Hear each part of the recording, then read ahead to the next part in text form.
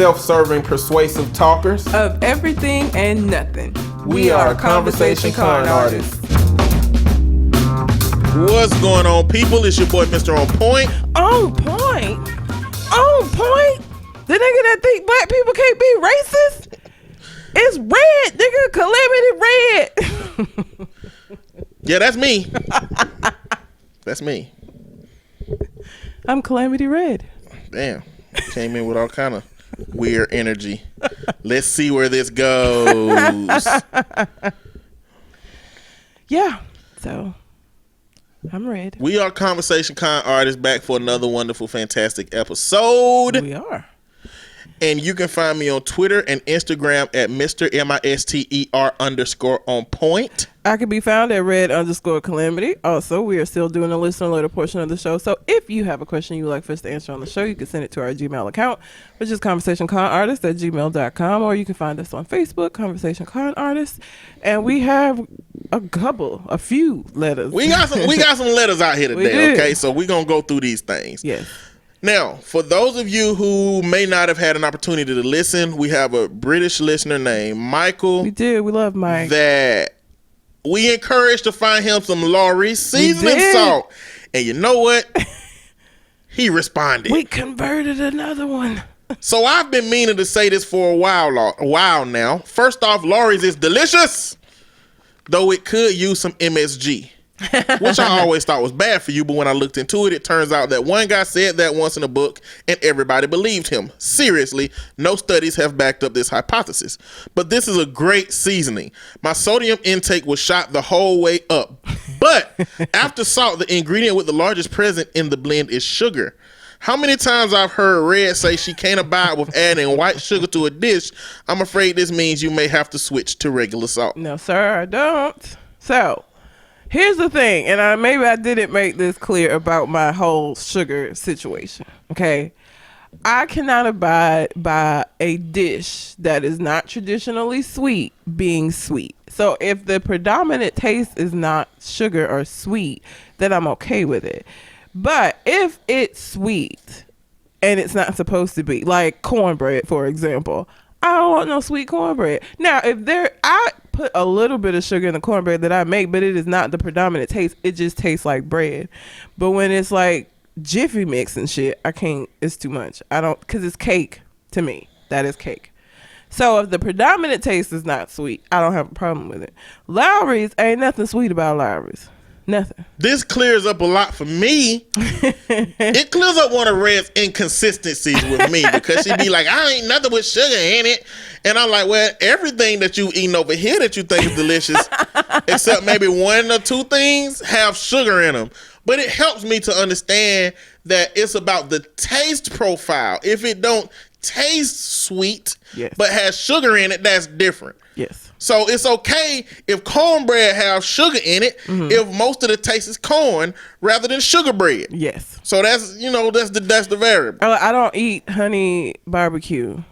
I don't like the sweetness because of it's it. Sweetness. It's the sweetness is the predominant. Yes. So if the predominant taste is sweet and it's not something that I feel like is supposed to be sweet, then I don't want to eat it.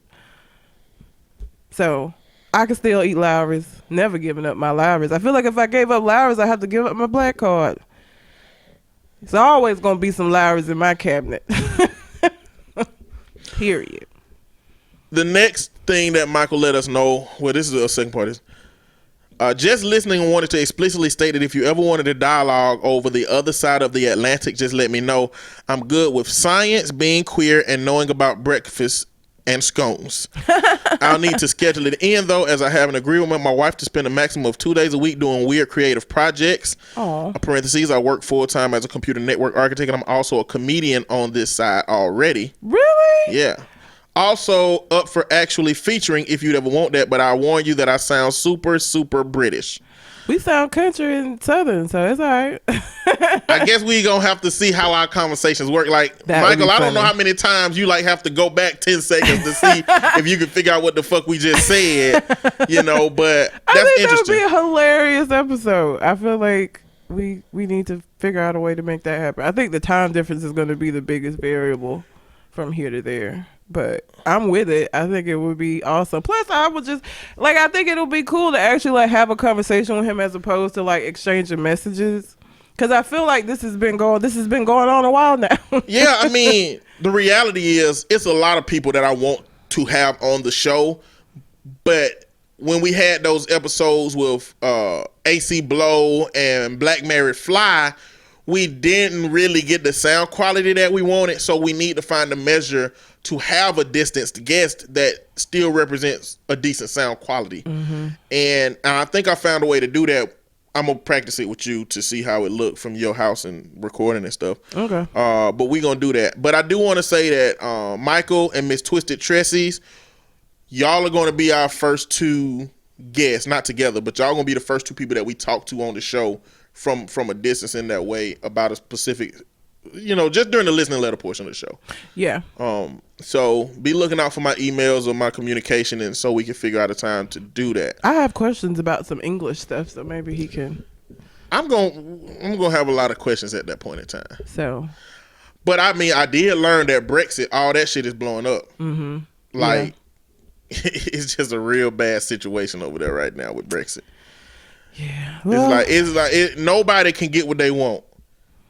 Basically, Britain want to leave the EU, but they want all of the benefits that the EU have by being a part of the EU. That sounds like a Trump business.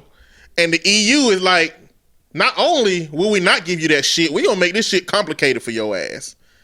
And so it's been a whole situation, but I can get more clarity from you, Michael, in terms of what that looks like from your vantage point of being over there. So that'll be cool. All right, let's go to the next letter we have from Brittany. What's up, Brittany? Thanks for sending us a letter. Hey there, I just wanted to write you guys about the 144,000 going to heaven. For Protestants and Catholic-based, Baptist, Methodist, etc., if you keep reading in Revelations beyond the list of tribes around verse 9, you will see that there will also be a multitude that no man can count wearing white robes. This has been interpreted that there is certainly more people going to heaven. Some Bible scholars believe that the 144,000 was a part of the prophecy for those remaining at the time of the actual ending. This is typically where all the old folks used to say, I want to be in that number that no man can count. Yep. This is one of those typical controversy differences that the various religions debate over. It made me think of this when the saints go marching in. Oh, how I long to be in that number. I ain't never know what that mean. Well, so I didn't know. So I went to a Methodist little country church growing up, and that was what the old people, like when they would give their testimony, oh Lord, I just want to be in the number. I never knew what the fuck they was talking about. Like, I was always just like, sit the fuck down so we can go. Cause they do it at the end of the service. I'm hungry. Why you want to do this now? But that makes so much sense, Brittany, like seriously, because 144, and it's not going to be hilarious, but like if Jehovah's Witnesses are trying to be in the number of people that's going to get left behind and they don't realize it. But that makes more sense to me, that it would be the people that are left behind and not the people that go to heaven, because 144,000, that number would have been reached a long fucking time before any of us ever came to be. That number would have been reached. That doesn't make any sense. But what Brittany said makes perfect sense. I can wrap my mind around that. That makes sense. Yeah, it gives a lot of wiggle room. It gives like an infinite amount of wiggle room. So now, basically being a white person in a robe of uncountable people. So that gives you more of an incentive because you can get there. Like for me, I could not be a part of a religion that says it's only going to be 144,000 people that go. Because I'll be like, well, shit, what are my odds? Look at how many people it is out this motherfucker. My odds ain't good.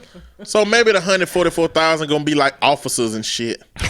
Maybe they gonna be the ones that can have pistols. But they won't be like earth pistols. They gonna be heaven pistols. I really don't know what they shoot out. Maybe they shoot out like love. Maybe they're gonna be like Cupid tools. No, because the people that get left behind is supposed to be a horrible existence. Oh, the 144,000 gonna be people left behind. Yeah. Not 144,000 special people in heaven. No. Oh. That is a very small number. It is.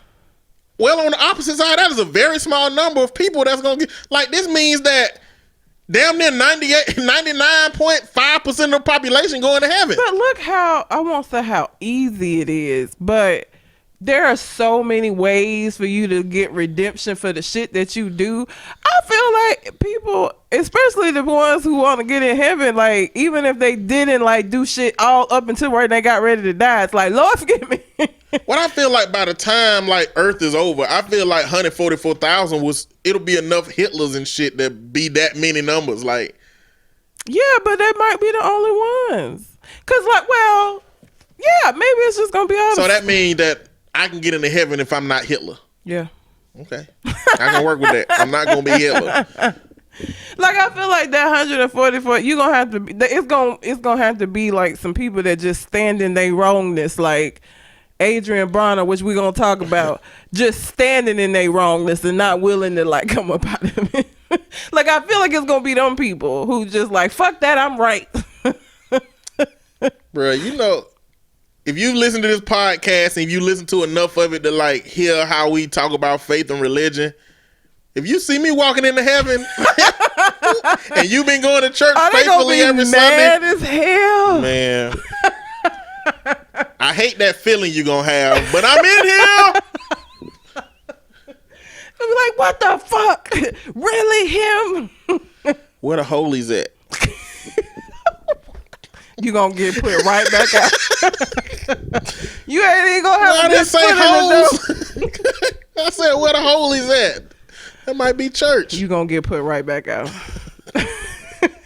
Gonna be in there for a good 5 minutes. I appreciate you for that clarity, Brittany. Thank Even you. though That clearly it's way religious more sense. debate. So I guess depending on your sect of Christianity, that might mean something different. But that makes more sense to me than anything else I've heard about that number. It definitely does. Colin. What's up, Colin? Appreciate you for sending us a letter. Hey y'all, as usual, you know I love to live write the show as I listen. So here we go with my mail and thoughts of the week and last few weeks. 1, Robert Kelly is fucking trash. Absolutely. No disagreements. No, but no, I feel like he is trash can juice. Because, you know, you can have trash. If your trash is full of paper, it ain't really disgusting. True. It's just trash from the ideological sense of these things that you don't want anymore. But if you're trash can juice, that's the worst trash can you got. Like that got old chicken paper in it, your old leftovers that you threw away that wasn't in a bag. And so all of the nastiness accumulated at the bottom of the trash bag. That's R. Kelly. It's just, it's not only the ideological trash where it's shit I don't need and I'm going to throw away, but it's also disgustingly bullshit that we don't even want to exist in this moment. And that's how I feel about R. Kelly, just like I feel about trash can juice when I have to deal with it. Okay. And hopefully it didn't get in the bottom of the trash can. So now you got to clean out the trash can because now all the trash is going to have trash can juice remnants. Y'all done experienced this shit before. Trash bags are biodegradable. It happens. 2, yes, Mr. On Point, you did send me some stuff. The Meats cooking book and some Scentsy Man scents for my lamp that broke, damn it. I still have them, though, for when I eventually get a new lamp. So I sent him a book that was just titled The Meats. And I think that is fitting. This is weird. Number 3, Beelzebub, Lucifer, El Diablo, Satan, LOL. He was a hater, and he was hating on God. God was like, nah, you ain't stealing my shine. I'm the only man up in this piece. So while we were talking, I did read that Satan had, or Lucifer had become so fascinated with his beauty and like, and his skills and everything. He becomes so like enamored with himself that he felt like he could challenge God on his existence. But God is enamored with himself. Do what? God is enamored. No, he's with. not. Yes, he is. We don't have evidence. What do you mean we don't have evidence that he's enamored with himself? We don't have evidence of God being enamored with himself. We just have. He wants us. He's so enamored with himself. He wants us to be enamored with him. No, he wants us to praise him. That's different than being enamored. Because he's so. Well, we don't praise. Why do we praise? Because he's God. That's not an answer. That's what it is, though. Because he's God. If I ask you what is green, you say just green. But that's what it is. He is praised because he's God. And he's God because he's praised. But what in that makes you think that he's enamored with himself the way that Satan would be enamored with himself? Because you get punished for praising anything that isn't him. It's him. He the end all be all. He it. Nothing else. Or you get in trouble. But I mean, the reality is, if he did create the shit, he gets some credit. I'm just saying, Satan didn't create shit, and he's like, I'm the GOAT, like Soulja Boy.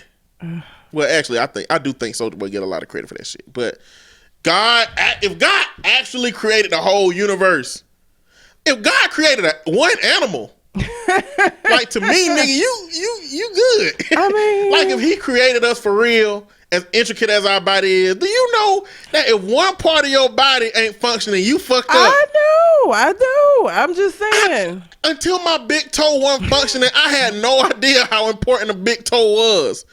It is important to balance, especially for a big dude. I can balance, but like, I had to figure out a whole new way of walking when my big toe was out of commission. Same for my pinky toe. I was like, you mean this little motherfucker got something to do with something?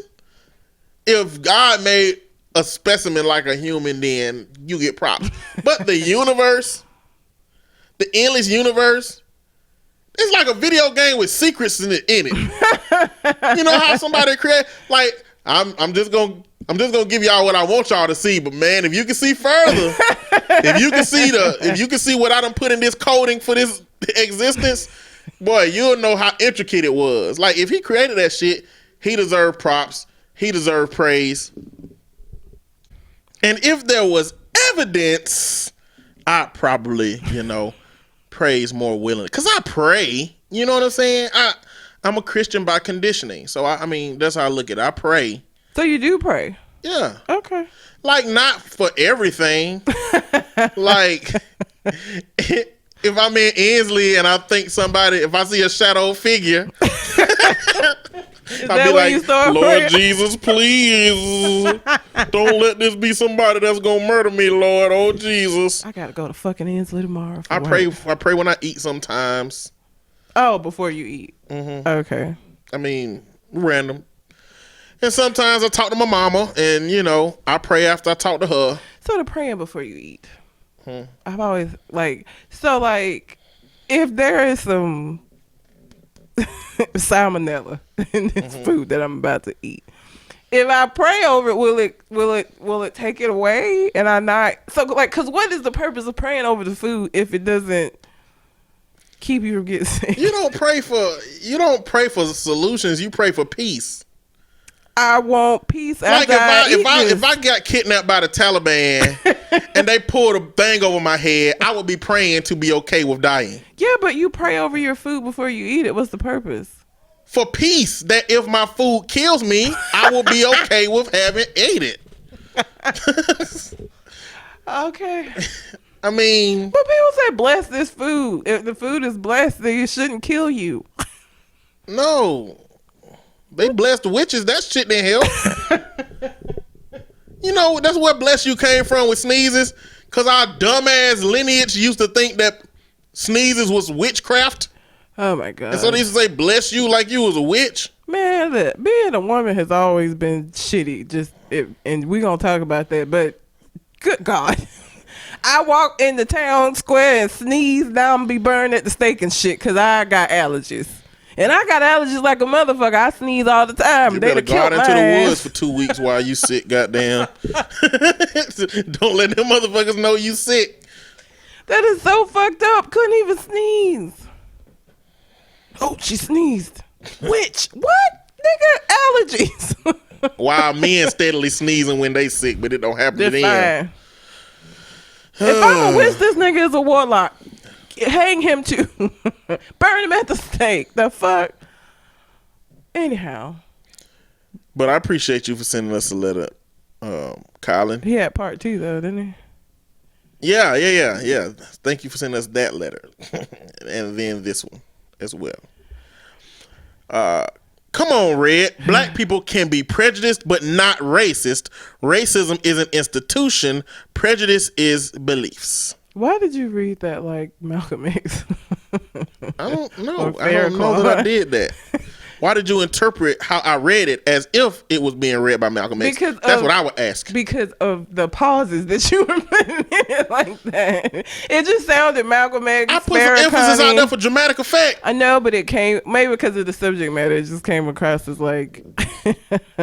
And maybe because I agree with Colin's assessment, you know? And this is the thing. I want to clarify, okay? If black people can be racist, and the same way that white people can be racist by believing that their culture or their race is superior to the other races, I feel like if you're a race that doesn't have power, it just don't mean shit. So if you can be racist, it don't mean shit. It's like two warriors out in the middle of a whole goddamn arena who both say we the best warrior, but one of them got a sword. It don't matter how good the other motherfucker really is. You know, he got a sword. You're not going to win. And nor does your being the best warrior matter in this moment. You know what I'm saying? So that's kind of how I look at it. Like, if we can go with the traditional definition of what it means, it just don't mean shit to me. That's how I look at it. So I don't want to get, I'm just saying, racism, racist, that shit is a multi-layer issue that has footnotes, head notes, stipulative definitions, and all kind of other explanations surrounding it.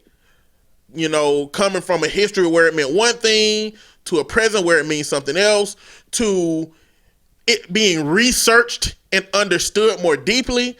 So I just hate to get in a tit for tat of whether black people can be racist or not, when it's so much more context beyond that shit. You know, if black people can be racist, it just don't mean shit to me. Because I want white people racist. I want to be able to be white people racist.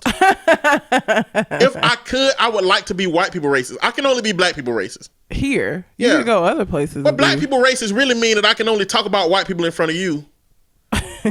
And I can't do it in front of white people without being crucified by white people. You know what I'm saying? I guess that's the same. You know, I guess that's, maybe I'm wrong on that, because, you know, I guess black folks can say whatever they want about white people for real and don't really get no consequences in terms of comedy and things of when it don't matter. But like, the real racism is when you feel like you're superior and you can act on it. You can create jobs, and you, like, if our society right now had a civil war against brown people right now, this moment, and white society acted upon it, they can cut off our water, they can cut off our access to food, they can cut off our military support, they can cut off our police support, they can cut off anything that we would need access to. They can fire all the black people in every organization, because it ain't more than 10%. They can still function without black people, without brown people. And we don't have, and black people, brown people, none of us really have infrastructure related systems. Even when you talk about Asians come over here and work hard, they got nail shops and beauty supply stores. When you talk about the Indians that come over here, you know, they have gas stations. When you talk about black people, we do hair and cut grass and do services. All of us do service related shit, but we have nothing infrastructure. They can cut off all our cell phones so we can't contact nobody. They can cut off all our cable so we don't have access to any news. See, that's what I'm talking about. That's the warrior with the sword who believe he the best versus the warrior that don't have the sword that believe he the best. This is just a really big difference to me. You know, so that's the dynamic. But it's much bigger than that, just that question. But you know, I had to fill in some blanks. Appreciate you for that, Colin. Thanks, Colin. Next we have the nerd plate. Oh, Jesus. This is Elroy Ketchum. Y'all know what it is when Elroy sent a letter. It's going to be long and very, very interesting. What's up, conversation swindlers? It is I, the high quality Negro, pinkies up, Elroy. It's the new year, and that gives me a reason to email you niggas. I'm a faithful listener to your program and usually pontificate your conversations whilst working. It seems to be a trend recently where I write you all emails while I play basketball. I will always wait to the last minute, but here it is nonetheless. Don't worry, it's just a few points over the last few shows that I can remember. And we'll go through each paragraph and then address. At the end? No. Oh, after as paragraph. the okay. Yeah. I think black people can absolutely be racist, but not to the traditional definition. Most of our exclusion, I think, is our attempt to preserve ourselves and further our own causes. I still don't understand the let's only shop at a black-owned place. I feel no inclination to do so because my little 1236 ain't going to boost the black dollar or past depression. Please let me know if I'm wrong, though. I don't think you're not wrong, but I still think that it's a representation of us not having infrastructure-related systems in the black community that we can utilize and participate in, because that will build up the clout in some black people that may be inclined to get back to the community. When the best thing you can do in the black community is buy some t-shirts from a dude who make t-shirts or get your hair done at the black, with the black people, or like, I don't think that really helps. However, I do think that there is a dynamic in our society where they say in the Jewish community, the dollar lasts the highest that it's going to last. In the Asian community, that's the second highest.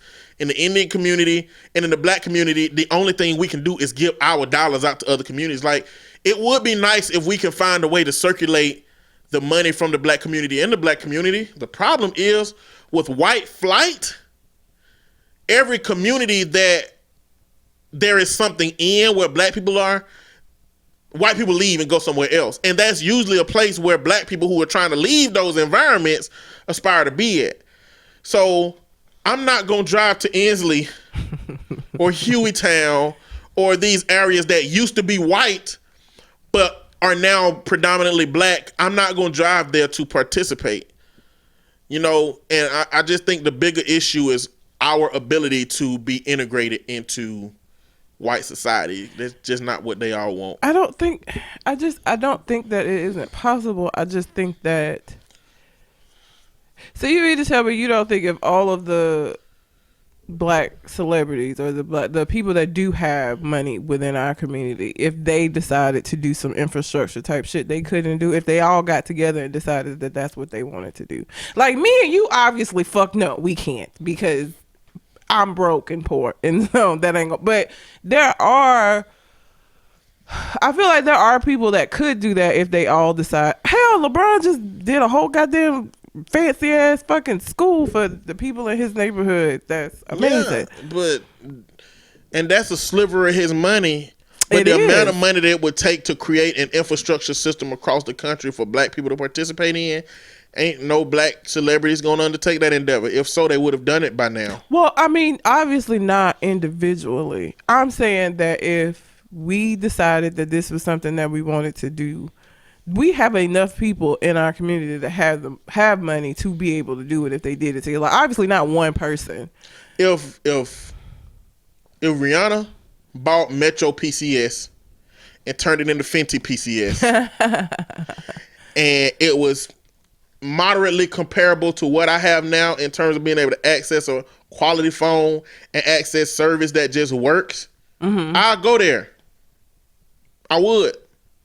If, you know what I'm saying, I would do it. And I feel like if every black person would do that, T-Mobile, Sprint, Verizon, AT&T would have to say, oh shit, we got to figure, just like with makeup.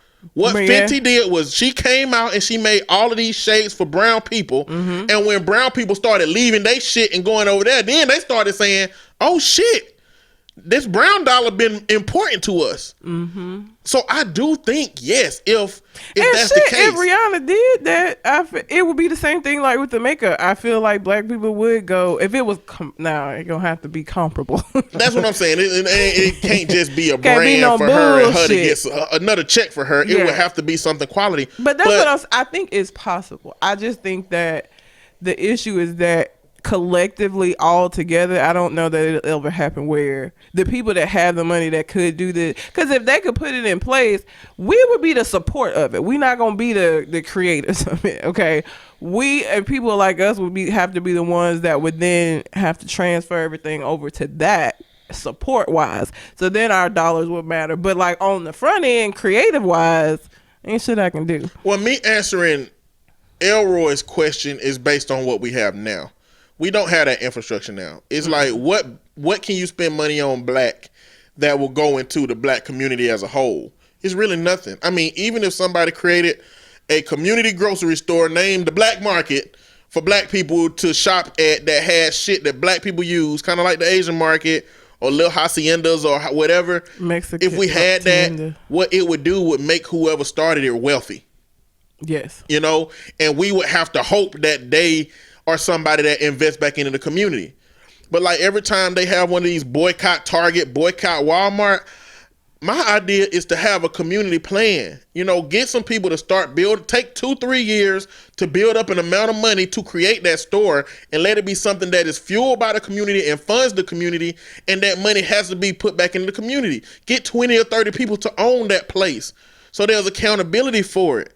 You know what I'm saying? I mean, I think there are plans to do, but our empowerment is not going to be found in taking from the white system. Our empowerment ain't gonna be found in taking from Target, boycott Target, don't get no gas. It's not gonna be found in it. That system is too small to tell people that this is how we're going to separate ourselves. The power of the black dollar. The reality is the things that we have to spend our dollars on are so critical that it costs us something to go without them. Mm-hmm.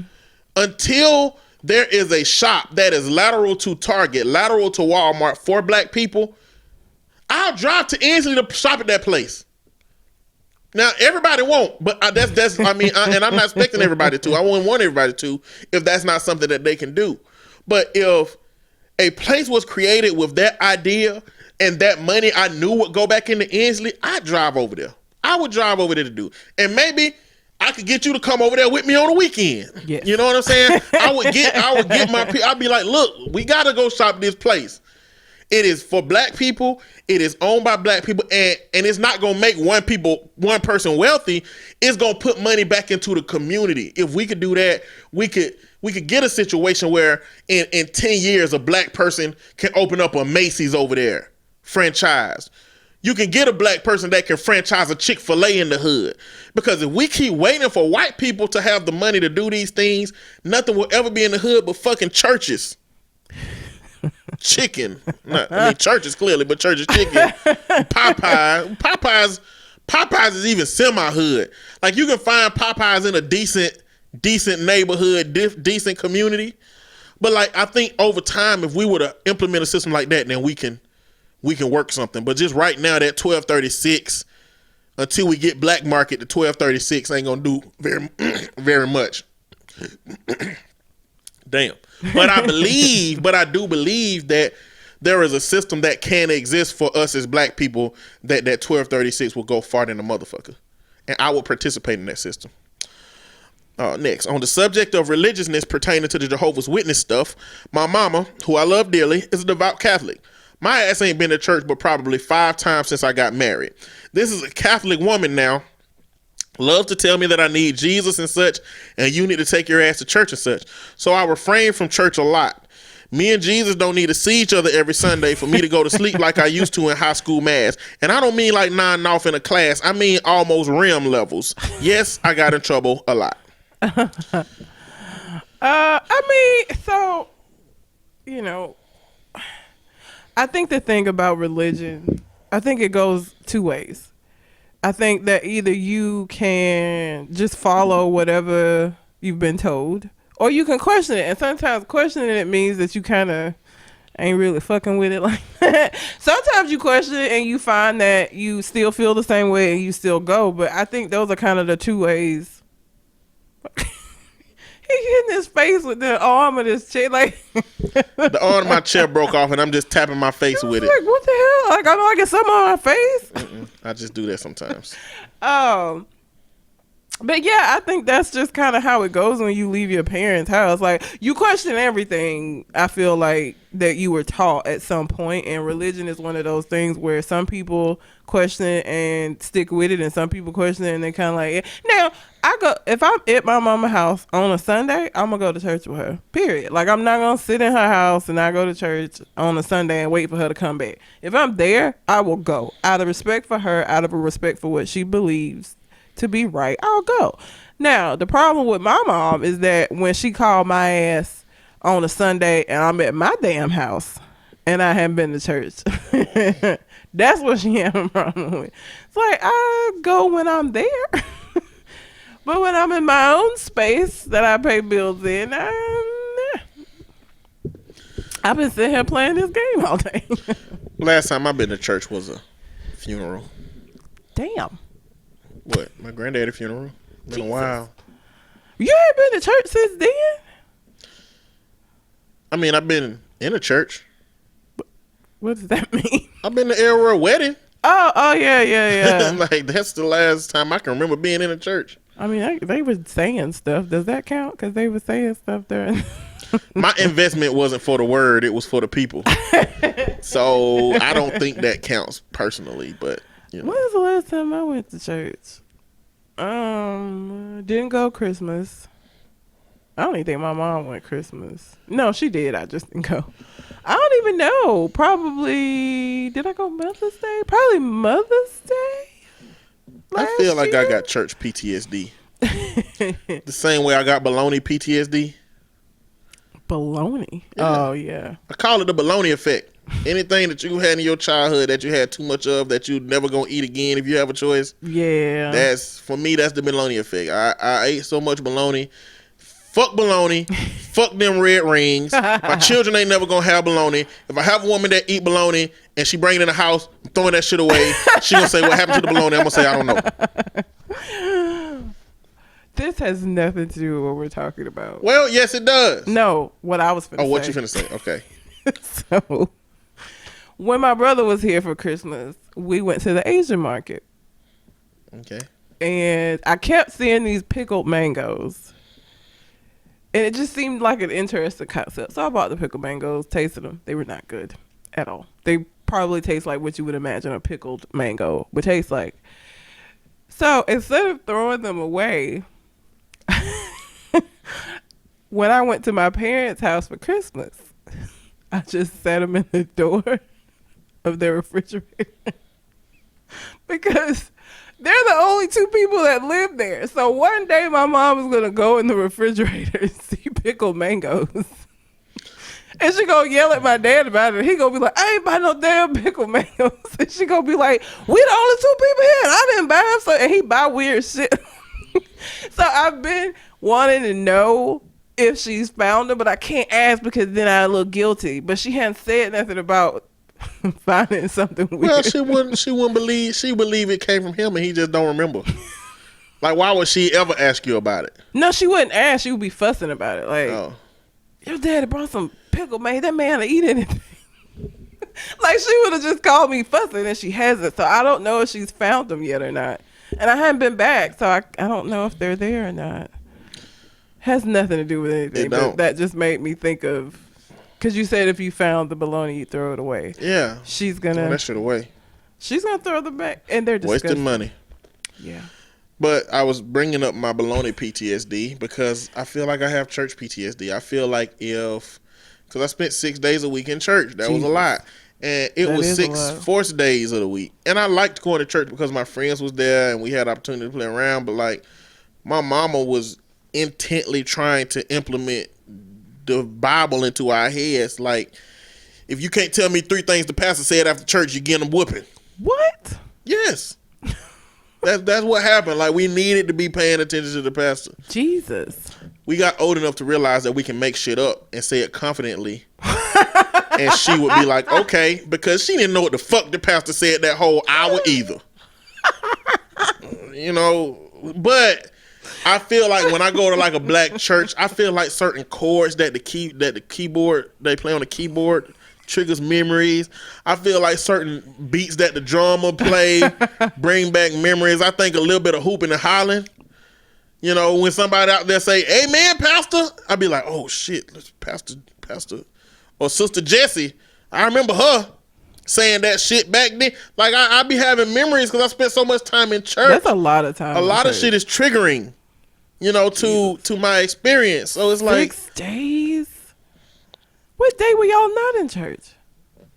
On Tuesday. That's such a random.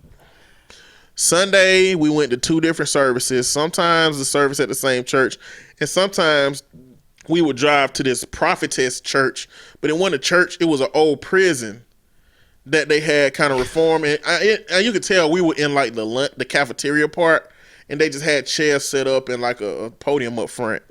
Monday was women's prayer group. Tuesday we had a free day. Wednesday was Bible study. Thursday was children's choir practice. Friday was adult choir practice. And Saturday we either had the choice of going to the nursing home with the church to sing with my mama for the old people, or go visit my daddy in jail.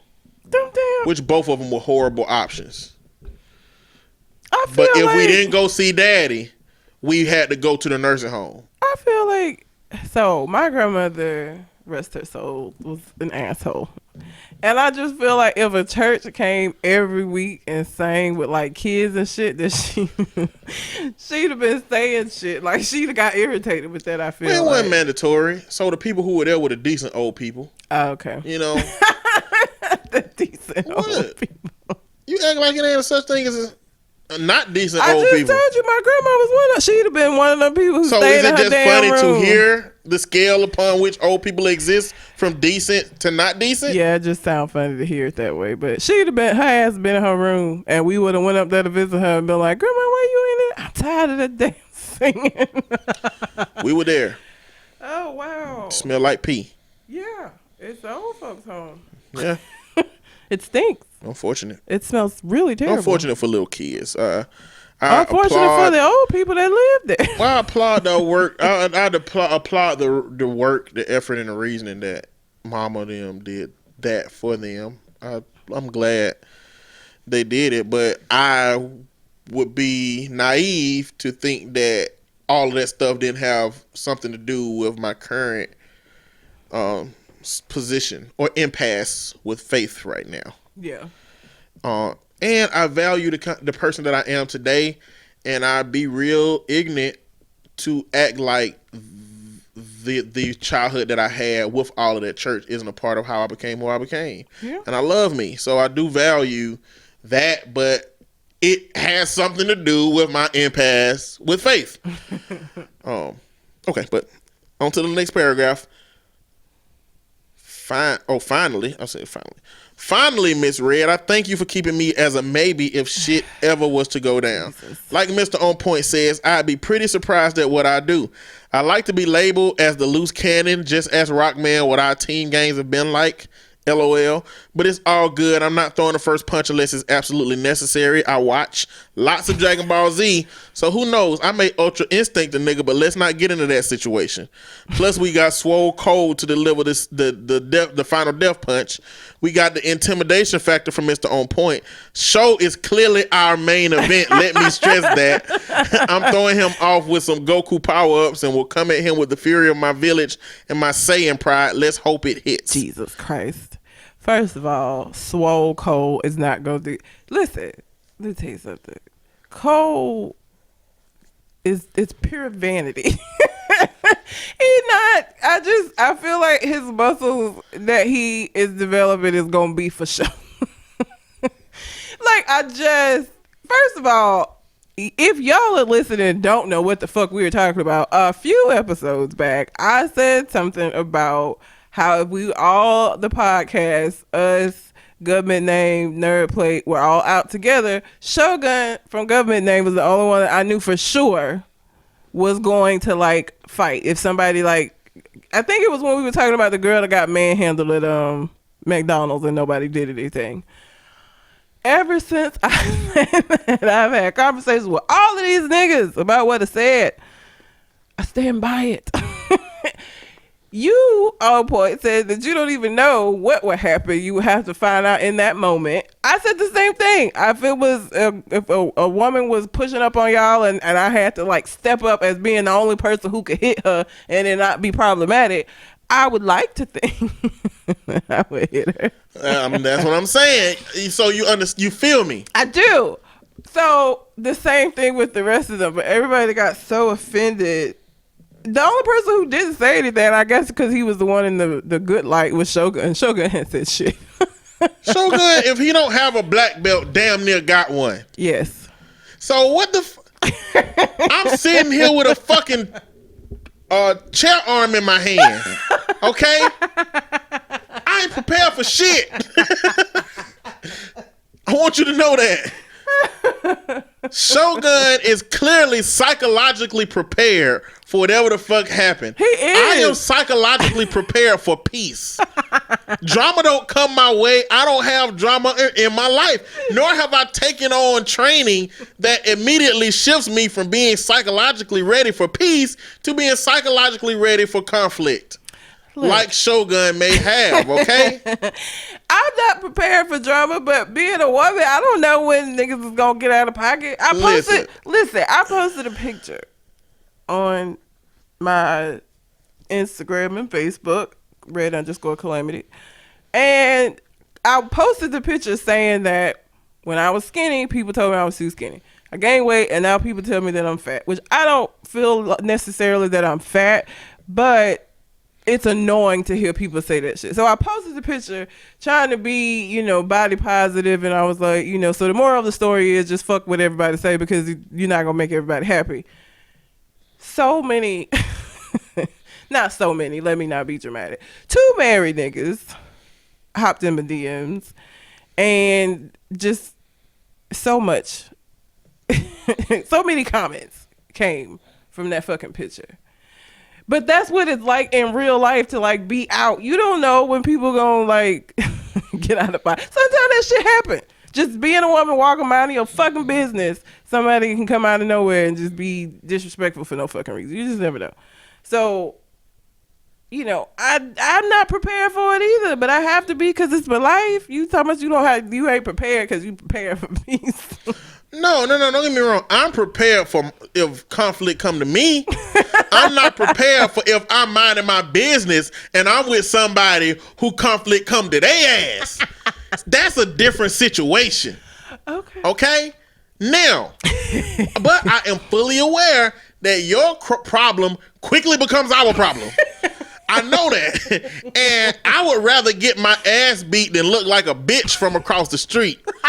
So you can be sure that I'm going to engage. I just don't know what I'm going to do. I wish y'all could see him with this chair arm in his head in this fucking conversation. This is not making me feel confident. That's because I just convinced you that I'm not prepared. No, it's because you have this fucking chair arm. Well, I feel like that's because I called to what this I called back to what this chair arm makes me look like compared to a nigga that's almost a black belt. And I feel like you drawing that comparison while I got it in my hand right now. I was doing this the whole time before I even mentioned it. I've been doing this the whole time. It just looks funny right now for some reason. And I don't know. I really feel like with my size, and I'm relatively strong. I don't lift weight, so I ain't gonna pick somebody up by their throat and throw them. But I'm also agile enough that I feel like my immediate move needs to be picking them up and slamming them to the ground. But what about your weak ankles? My weak ankles? You said you have weak ankles. I didn't say I have weak ankles. I'm top heavy. Oh. That coincidentally means that, and I have small ankles, which means that if I don't have my balance together, I can fuck my ankles up. But I'm a very balanced person. The only time I fuck my ankles up is in basketball when other people fucking up. When I'm tripping over somebody's little goofy ass feet. I think what he said is accurate. I think that you looking like Mark Henry is an intimidation factor, and I feel like that might help. Well, I feel like I need to pick them up, slam on the ground, and hope that they lose their air, or that they hit their head hard enough to realize this nigga ain't playing. Even though he don't know, I don't got no follow up. I'm not just gonna start beating you up. I ain't finna get on World Star. I'm a community professional. What I look like being recorded, bopping the motherfucker in his face. Oh, I'm not doing that, okay? Hopefully we will never have to test any of this shit out, because hopefully anybody with any common sense that sees me out with you niggas is not gonna come over doing no fuck shit, I would hope. Well, I don't know. The dude when we went to go get the ice cream who gave us some cards. He wasn't aggressive though. He was just trying to sneak one in. Look, we was all together at the ice cream shop. It was me, Shogun. No, Shogun. No, it was me, Cole Jackson, and it was just the three Red. of us. Yeah. And he don't know if we date her or not, but he came up and gave us all a business card for his gym. He got like a gym, a workout center or something like that. Trainer. But on the back of hers, he wrote his number. So it's like he didn't even care that one of us might have been dating. He was just passively shooting his shot. Yeah. That was funny. horrible. It was funny. It was ballsy because he stuck around. Like, he didn't do that and leave. So, like, if I had been dating one of y'all and I was like, look what he did. Y'all could have went and beat his ass. It was ballsy. Maybe. He don't know. He took a chance. We also don't know what kind of gym he got. True. This motherfucker might be a taekwondo master, and we finna sit here and bow up on him. He ain't really look like. He gonna Michael J. White our ass. He looked kind of old. I mean, that have doesn't you ever mean... Have you ever seen YouTube videos of the white boys that actually know taekwondo? Yeah. They don't look like they know how to fucking eat cereal. And they spin kick your ass before you even. They spin kick your ass before you even saw him leave the ground. I guess it could have been. I don't know. It's like you just saw his foot on the ground and now it's at your cheek. Like, you know how they be looking? They don't look like they can do that shit. True. But I just feel like that it would be something like that. Like, I don't feel like somebody would walk up and, like, you know, try to jack me up like old boy did at the McDonald's thing. Like, I don't think that would happen. So hopefully we'll never have to, like, test it in the sounds and see. No. Because I just don't feel like anybody's going to come up to me with especially if all y'all are there. Rockman 3K3 was in his feelings about it too. Because I said, I'm not ashamed. I look in the mirror every day and I'm okay with the motherfucker I am. Whether he would whoop somebody's ass or whether he don't know what would happen if conflict show up. I am perfectly fine with the person I am when I look in the mirror. Now, is there a list of shit that I can get better on? Yes, but that just makes me more amazing. Because I'm already amazing. Just want you to know that. Anyway, that's enough. This was written over the course of a few games. I apologize. It's been a while, but here are some of my thoughts. I'll leave you with that. As always, I have been and always will be Elroy T. Ketchum, Super Saiyan purveyor of wings, co-host of the Nerd Plate podcast. Appreciate you for sending that letter, my good sir. He's so ridiculous. And those are the letters that we have. Thank you for the week so much. We like when we have episodes and we have a lot of stuff to discuss. We want to talk about the things that y'all want us to talk about. Or if you have a question about something that we've said, we want to be able to address it. So please send us letters. Or just ask about anything that you want to know something about. Yep. Don't care what it is. We'll answer it. So send it to us on our Gmail, which is conversationconartist@gmail.com, or you can find us on Facebook, Conversation Con Artist, and send it to us that way. So let's just talk about my intro that I did. So Soulja Boy, I think we talked briefly about this he had this rant that he went on talking about how he had the best comeback of 2018 and Tyga, that was last week. This week, Drake, he got on The Breakfast Club and did an interview addressing that video and became another meme because he was saying that he basically started all these people's careers and that they owe him, you know, Drake being one of those people. Tyga, he started all these people's careers. He had way more receipts than I planned for him to have. True. About a lot of the stuff he was talking about. It still is because with Drake, he's saying that he had the flow of on one of the songs that he did. Flows get transferred. Like when Migos came out, now it's a whole bunch of mumble. You know what I'm saying? So like, I don't feel like you can say that you made Drake Soulja. I'm sorry. Don't think that that's accurate. I think Soulja Boy's flaws in this communication is not understanding the context of a comeback, not understanding what discovering somebody is, not understanding what putting somebody on is, and because the reality is, Soulja Boy want credit for a lot of people's careers because something that he is involved in was about the beginning of their career. But there's a lot of people who careers done ended because they not good. And so at some point what you did drops off and they pick up. And I don't think he ain't taking account for that. And listen, I'm never gonna take away from his producing that he has done. But him as an artist, like, I'm just not out here like waiting for the next rap dance song. Like, I don't need another Superman. Like, I don't give a fuck about his music.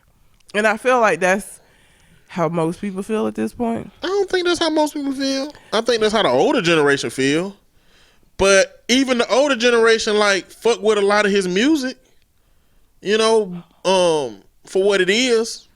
I mean, yeah, Superman gonna get played. But the young generation is definitely here for Soulja Boy's next fucking hit, whatever that's really? gonna be. You think so? Yes. I guess we're gonna find out. Whether it's for the beat, whether it's for the dance, whether it's for the energy, because that's what a lot of these rappers out here are now. Like the not Lil Uzi Vert, but the Lil Boat. There's so many. Lil Yachty. Lil Yachty. You call this nigga Lil Boat? That was his name before. Like, that's a part of his name. Lil Boat. He referred to himself as Lil Boat sometimes.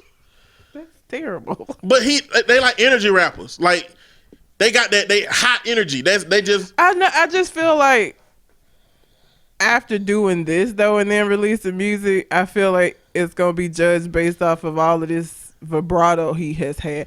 And I really need him to retire that Gucci headband. That shit is stretched the fuck out. And it has been worn and worn.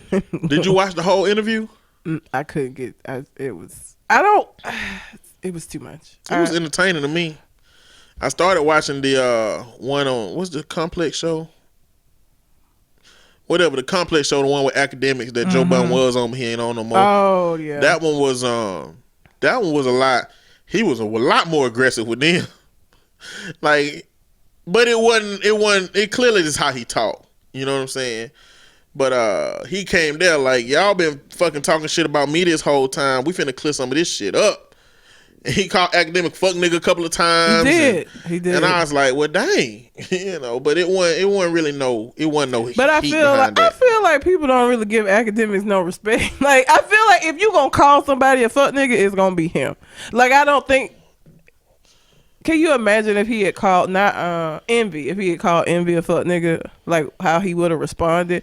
I feel like people don't respect academics as far as when they. Did you see Vic Mensa when he came to the show? Mm-mm. Vic Mensa like wasn't giving him no eye contact, wasn't referencing him or none. And then at a certain point, he was like, you know what, I wasn't gonna do this, but I think you a fuck nigga. He was like, whoa. And you know, after somebody say that, you should just shut the fuck up.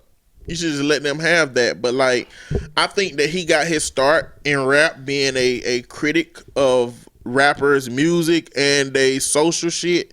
And I think he just did that with a lot of people before he got a platform. And because he did that a lot, people remember that shit. Soulja Boy even said it. Soulja Boy said, the only reason you hear academic is because of me. And academic was like, whoa, hold on, where that come from? He said, when I was beefing with Migos and Chris Brown, I'm the first artist that said your name out of my mouth. I said, quit fucking with me, you did your academics, and 2 months later, you up here. He said, your shit blew up because I mentioned your name. You know, and DJ Academic was like, you know, nah, not really, but I mean, who knows? Maybe it take your name being dropped by somebody that's extremely popular at the moment to boost your shit. That's not to say that like, because if an ain't shit person that can't interview well and can't convince producers that they'll be good on a show, and I mean, clearly, if you don't have that shit, your name being dropped don't mean nothing. And that's the part I think that Soulja Boy ain't taking into account. At some point, the qualities that the person has carries them the rest of the way. You know, for Famous Dex, he might have slept on your couch. He might have been part of your crew at the very beginning, and you might have introduced him to Rich the Kid.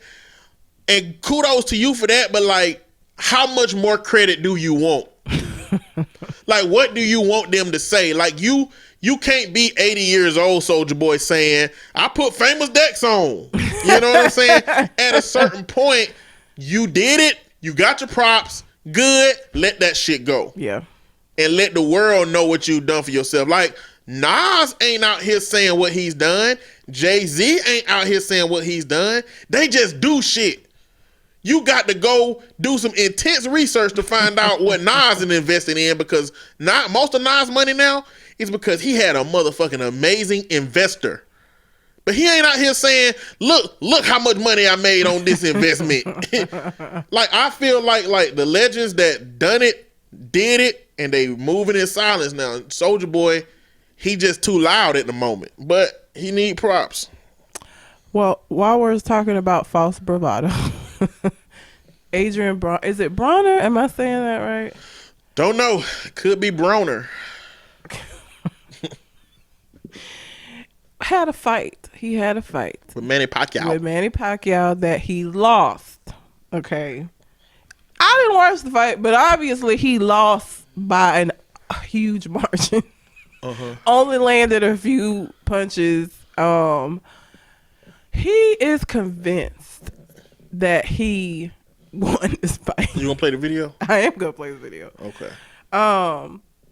So he did a couple. You know, they interview you right after the fight, and then this was after he had gotten cleaned up and was sitting down, and so I'm gonna play this. 50 punches in the fight. You only threw 200 and something punches. We talked about that you don't let your hands go. You didn't in this fight. You landed one punch in the 12th round. I wonder if you really believe in your heart you actually won the fight. Yeah, hell yeah, I believe I won the fight. Shit, that's just like when you believe that you want cheese on that burger. You know what you looking for. Hell yeah, I feel like I won, Dan. I just what? So to give context, apparently the person that was interviewing him is like heavy set, so it was supposed to be a fat joke that just landed flat. Really? Yes. That's why he would say when you want cheese on that burger. Like what? I feel like that's how silly black people who feel like they superior to white people sound. I feel like that's how silly they sound. You clearly are not superior in this particular situation, but you sit here like, hell yeah, I'm better. Hell yeah, I'm better.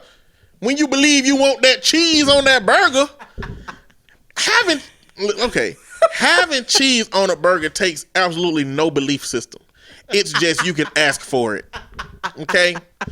Now, if you don't have any cheese but you have a burger, let's say you got a burger at home and you don't have no cheese, you can believe that cheese is coming, but you ain't getting it. And I feel like that's a silly ass thing to say. And he knew, like, so you couldn't see his face. You could see that he thought of it, and like, you know how sometimes you think about something, you think this is gonna slay him, it's gonna be hilarious, and then as you start telling it, you realize it's not funny at all. But you didn't commit it. You gotta go on with it at this point. Like, it was so cringy and so terrible, and he fucking lost. Like, you look crazy when you lose, and it's an obvious loss, and you saying you should have won. That makes no sense at all. Like, you look crazy. Like, you look like maybe he hit you too hard and you got a concussion. That's what I'm assuming is going on here, because no, he was that kind of weird ass silly before this shit. This fight didn't do nothing to help.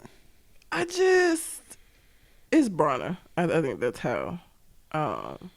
This is the older white guy. So there was another interview that he did right after walking out of the ring, and you know the interviewer was like, "You can't possibly think that you won this fight." And he was like, "Yeah, I did." And he was like, it, 7 rounds and you only threw this many punches. He was like, you know what? I tell you what, you get in the ring, we'll go 7 rounds to see. He's like, well, that wouldn't prove anything. Because he's like 70. Of course you're going to whoop his ass. Like, that don't mean shit to say that. That narcissistic personality disorder. I mean, of course he always going to believe he won. But he looked like... it just looks so stupid. Like... And I know that narcissists, regardless of what happens, believe that they come out on top regardless. You can't even tell. But, like, this is just so cringy. Because he is not letting up. Like, regardless of how everybody keep giving him facts. Because that's the thing. These people are saying you only, like, giving him the amount of punches he threw in comparison to Pacquiao. Like, they're giving him facts. But I'm sure... that if research panned out, the boxers that are the most narcissistic and who talk the most shit is a high correlation with special ed.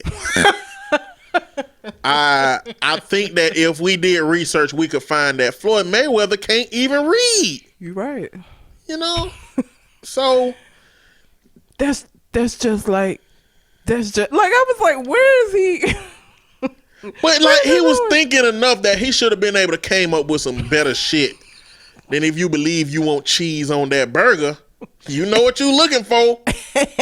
What? Are we searching for something here?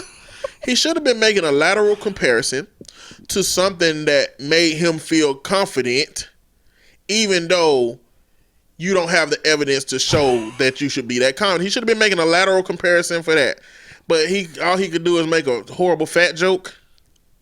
And again, you don't see the guy. So, like, the only reason that I know that context is because I saw an article that explained it. Because when I originally listened to the clip, I was like, what the fuck does that cheese on a burger?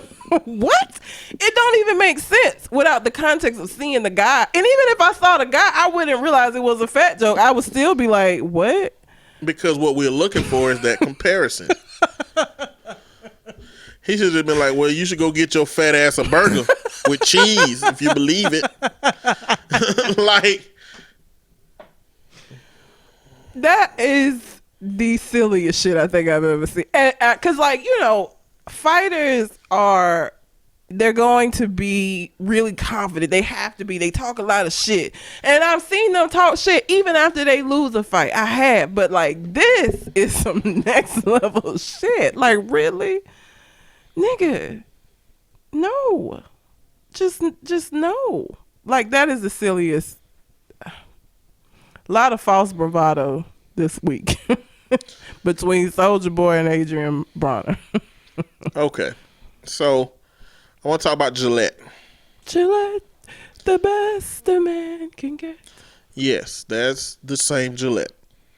They released a commercial this week called We Believe the Best Men Can Be. It's an amazing commercial. It's a 2-minute video.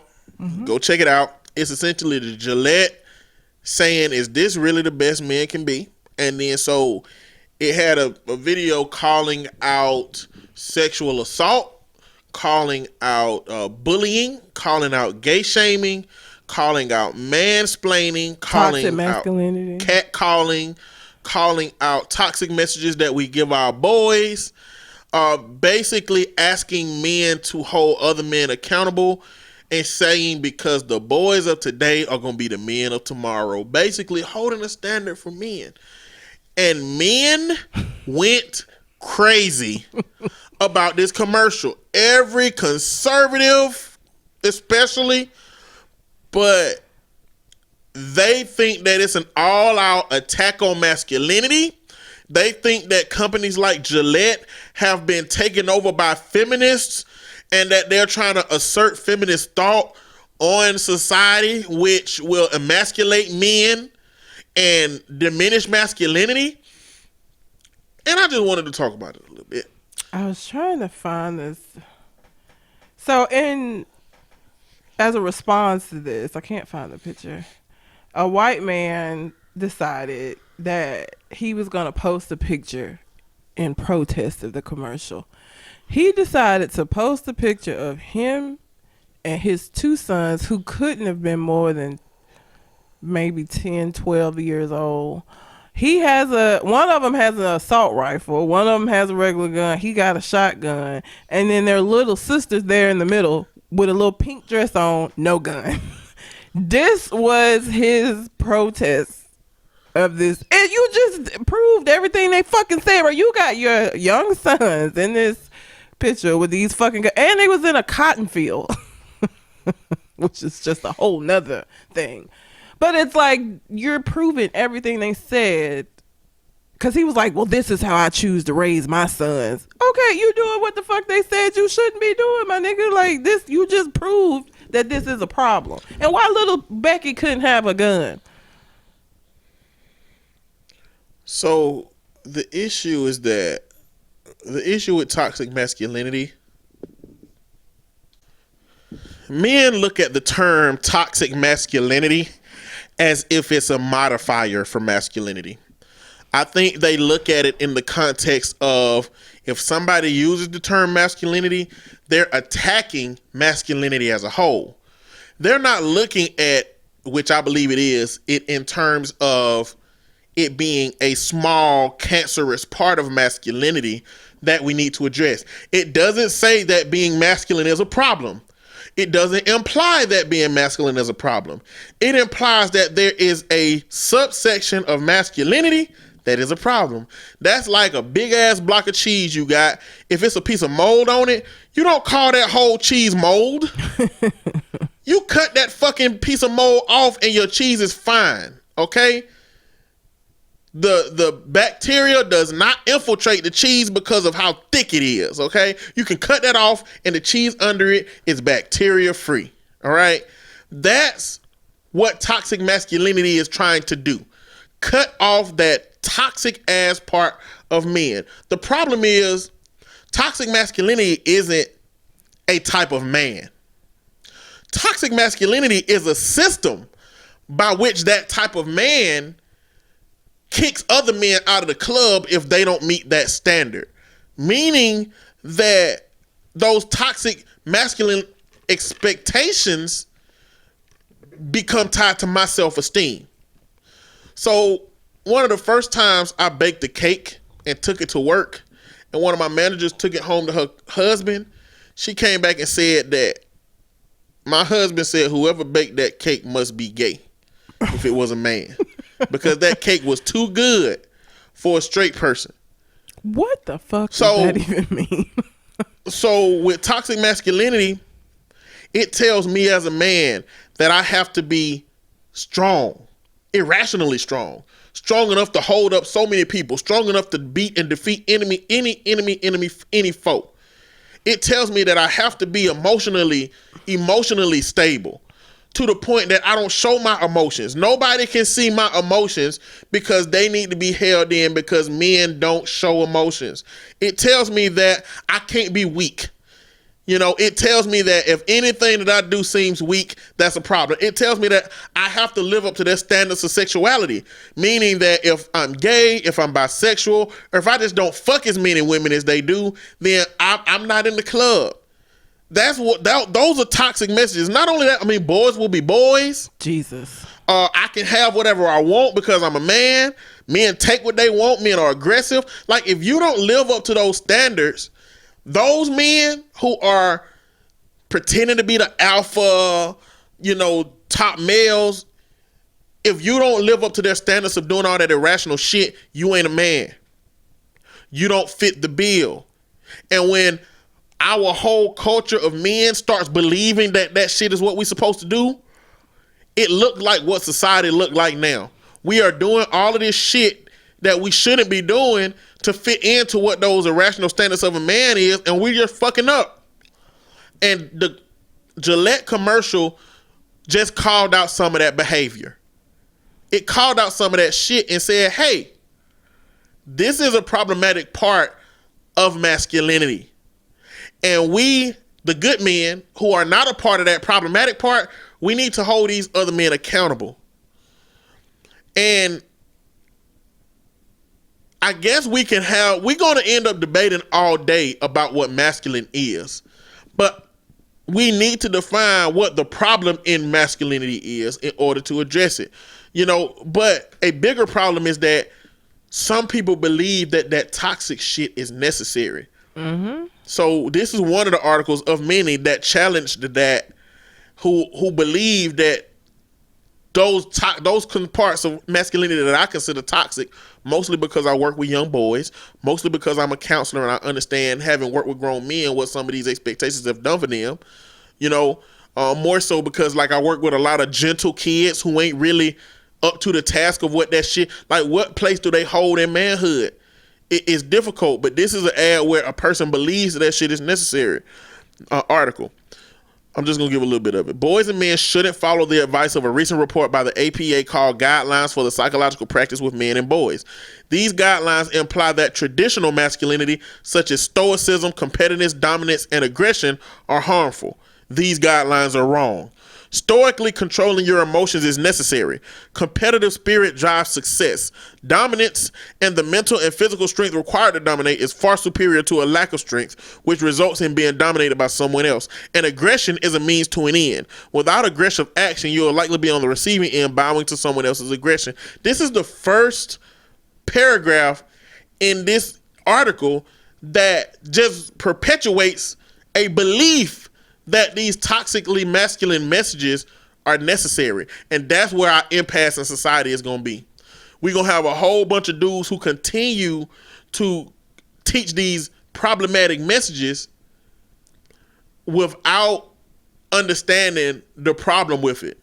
Now, he goes on in the article to say that too much of these things can be a problem. But why would you be an advocate for something that is that close to the edge of being that big of a problem? The stoicism shit is why we have boys that are so angry and aggressive. I tell people all the time I teach anger management and other classes that when you have a toddler boy who cries and you tell him from the beginning of when he get here that boys don't cry, you don't cry, you're a little boy. All you do is create this situation where he is not going to be able to express or know how to express these other emotions. So then what you have is this angry teenager that you now want to bring to me and say, I don't know why the fuck he's so angry. It's because you've been making him suppress everything else. Now, if your kid is crying and they shouldn't be crying, fine. But don't say you shouldn't cry because you're a boy, because that's not what it is. If you shouldn't be crying because the situation does not call for tears, or the situation calls for you to figure it out and not get upset about it, that's fine. But saying that you're a boy, you don't cry, boys don't cry, creates these suppressed ass men who don't know how to emote, because we've been telling them their whole life that it's not okay. Competitive spirit is necessary for success. That's not masculine, because women have to succeed as well. So if I'm competitive, am I masculine if I try to compete? Am I attempting to be a man in doing so? By the definition of his article anyway. Aggressiveness is not a means to an end. It's bullshit. And one of the biggest misconceptions from toxic masculinity is that it's a critique of women and feminists against men. It's not. The term toxic masculinity didn't even come from feminism at all. It came from the mythopoetic men's movement. Look that shit up. This is an organization and a movement that I utterly fucking disagree with. It was really one of the very first anti-feminist movements. When feminism first started getting on the landscape, there were a lot of men that supported it. But within those men, a subgroup of them said, you know what? Women getting all this shit. What are we getting? And a big part of it was like a big ass support group for men. And a component of that subgroup called out the concept of men that had such high irrational expectations that a normal man can't reach that shit. But so when I think of toxic masculinity, I think of motherfucking Gaston from Beauty and the Beast. Oh, Jesus. Yes. That's who I think of. That is the man that that is toxically masculine, and he want y'all to be like him. The problem is he get all the women. He get the good ass job. He end up being the CEO. He get paid well. His looks makes him more aesthetically pleasing for society. And it makes him feel entitled to, because Belle wasn't with it. It makes him feel entitled to shit he maybe shouldn't have. Like Belle. He felt like he should be able to have her just because he's male. He's masculine. He did a whole fucking song in the movie where he was talking about all of the things that are great about him. Or his little friend was doing it. But he felt entitled to have Belle because he should have whatever he wants to have. And that entitlement made him aggressive. Yep. You know, and that entitlement made him press himself on her. He just showed up to her house one day. Yeah. Just to do that shit. When we get married, just way too much. Like Gustav was oh my God.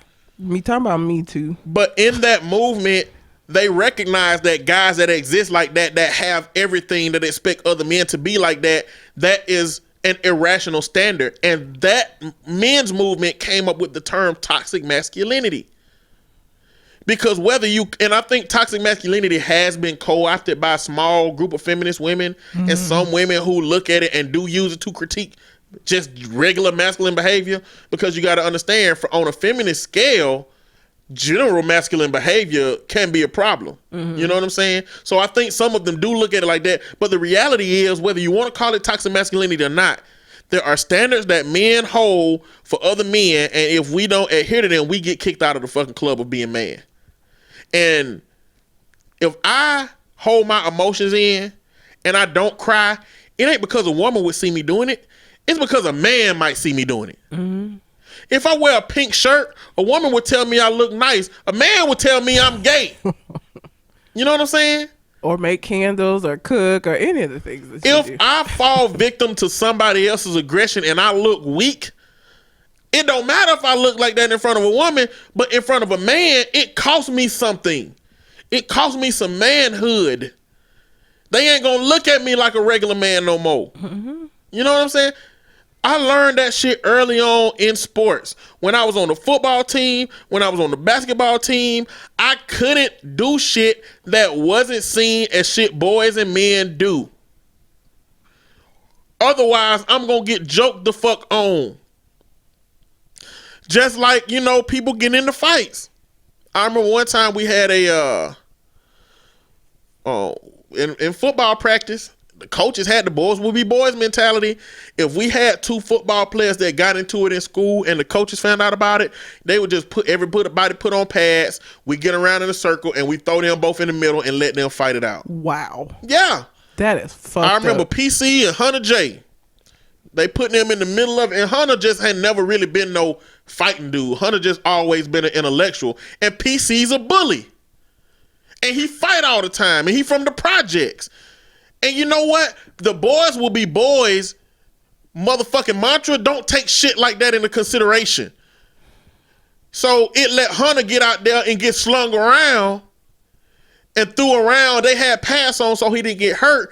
But like, what does that do to a boy internally? What does that do to somebody in the public eye? We talked shit about it. Yeah, I'm sure. You know what I'm saying? And that shit adults, wasn't right. No. It wasn't right. And the adults to set it up. That's just, God. It was bullshit. But like, we need men to get out of their fucking. It's crazy that the motherfuckers that say we too sensitive these days end up being sensitive about the motherfuckers being sensitive. Like, what the fuck? Chill the fuck out. But look, we as men can't pretend like we are perfect. We got some shit. And if you don't want to call it toxic masculinity, we need to figure out what we need to be addressing about ourselves to make ourselves better, because we have flaws. Every damn problem that our society has is not always done exclusively by men, but it's done predominantly by men. We fucking up, and we got some shit to address. So I just wanted to talk about the Gillette commercial and how harmless it is, and what's more harmful is the ideas perpetuated that we must not have problems. And now we're going to sidestep into an example of toxic masculinity. Future. Future just is not going to be able to just let Sierra live her best life. And like, he just can't stop critiquing her fucking life. Future has a album that was coming out. I guess it's out now. I don't listen to his shit, so I don't know. But I think it did come out. And he was in an interview talking about how he don't respect Russell Wilson, which is Sierra's husband, and that she do whatever he tell her to do, and he ain't no man, because if he was a man, then he wouldn't even be, you ain't even finna speak his name. Don't even say his name to me. Like, I'm your husband. You don't even talk about that nigga. Like, Future is a very good example of what we were just talking about. He also said that he could never marry any of his baby mamas. There's 6 of them. Because the other ones would get mad. First of all, you could marry 5 of them because one of them is living her fucking best life with somebody that treats her much better than you ever was, and still ain't treating her well. And the fact that you upset that she with somebody that treats your son well makes no sense. Like, have you seen the videos and shit with Russell with this little nigga? Like, he treats him very well. Now, how he does off the camera, I don't know. But what I see is him spending time with him, tossing footballs and shit, because he's a football player and he, garnering an interest in little Future. He spends time with him. He don't just ignore him because he had a baby with Sierra and now they have a little girl. He includes little Future all the time. Do you know how many people would wish that if they baby mom moved the fuck on, that it was with a nigga that was respectful? Listen, Russell Wilson is the Mr. Rogers of the fucking NFL, okay? You just can't get no better. No. The problem is that Future comes from an environment that says that you can't show your emotions, which he does, that you can't be weak, which he believes the dynamic of their relationship make him, which means that you can't be strong, which you have to be strong, which he won't consider him as strong if he believed that Sierra is telling him what to do. And he come from that environment where respect is great. He said in this interview that I would never meet, and I don't believe this, I would never date a woman and see her kids without meeting the baby daddy first. Oh, he full of shit. He said I would never do that. He full of shit. And he said that by the time Russell Wilson wanted to meet him, the damage was done, so he don't want to meet him now. Which Sierra did an interview and said that she tried, and he said he didn't want to meet him. She tried to set that up prior to, and I can believe that. I can believe that he would be like, I don't want to meet that nigga. Yeah, it ain't a surprise. Like, it's not a surprise. What he's saying is bullshit. Oh, yeah. He is just straight saying bullshit. What he really is a jealous ass motherfucker, a controlling ass motherfucker, a toxically masculine motherfucker who want all his baby mamas to not have men so he can have access to them with his kids. And Sierra didn't play the game like he wanted the game to be played. Nope, she moved but even though she moved on with the best person she could possibly move on with. That's how you know the person who have the critique is fucked up. It's like DACA. I'm going to go to the politics with this a little bit. But the DACA recipients are the best Latinos that you can get. Mm-hmm. They are the best illegal immigrants you can get. And if it was about the right people being over here, if it was about people that was over here that contribute to society, those are the ones. And the fact that they holding DACA recipients hostage means it ain't at all about finding the right brown person. Mm-hmm. It's about you just not wanting none of them motherfuckers to have access. And it's the same shit for Future. He don't want no man to have access to women that he done had a child with. And Russell Wilson, even though he is the best, most exemplary motherfucker that you can get in that position, he don't like it. So he is got the problem. It ain't a problem with the man. It's a problem with his expectation of the women that he have and the level of control that he can exhibit. And you know what? I hope Lil Future call his ass daddy. Hell. Hope he call Russell Wilson daddy. And not because his mama told him to, but because he feels like that man is his father over his actual father. Because the reason that she even got full custody is because he wasn't having consistent visits with his son. Yep. I mean, it's more to being a father than just putting a nut in somebody. Okay. Well, and whenever he has him and he like, has little videos or whatever he put out, because there was a video where he had him and some of his other children, because he has so many, and they were sitting around, I think maybe listening to his music, like his song was playing in the background. When Lil Future is with his mama and Russell, they playing a dance game on the Wii. Russell is taking him to stadiums, throwing fucking footballs and shit with, like, he does family type shit with him. That's not what he gets when he's with his dad. Like, I just don't understand this mentality of wanting these women to stay miserable, because that's what it is. You just want them to stay miserable while you out here and doing whatever the fuck you want to do. He just had another fucking baby. Joy Chavez, I don't know how to say her last name. Bow Wow baby mama just had a baby with this nigga. Like, you still out here creating kids that you're not going to have an active role in their lives, but then you also, on the flip side of that, don't want nobody else to take an active role in their life. What? So you just want this cycle of dysfunction to continue? You want Lil Future to grow up and be like you out here fucking bitches and just making babies and shit? This is an opportunity for him to have a regular childhood, a regular life, to grow up with values and maybe not be toxically masculine. And you just angry. Like, nigga, shut up. Why is you always talking about her? I don't even know none of his other baby mama other than Joy, they name, because he don't ever speak on them. But Sierra, you constantly got some shit to say about. She left. She moved on. It's over. Let it go, my nigga. Let it go. You don't even want her. It's the idea that how dare she not do the status quo. Has nothing to do with him. I don't even think it's a jealousy. He don't want her. But how dare she not do what he wanted her to do? How dare she move on with somebody that treats her well and is respectful, which in his mind is weak and just do whatever she tell him to do. How the fuck you know what how would you even have any idea what the status of their relationship is and who tells who what, nigga? Based off of what? Because he ain't out here acting a fool like you? Because he ain't yelling and telling her what she can and can't do like she's some kind of fucking slave? Fuck out my face, Future.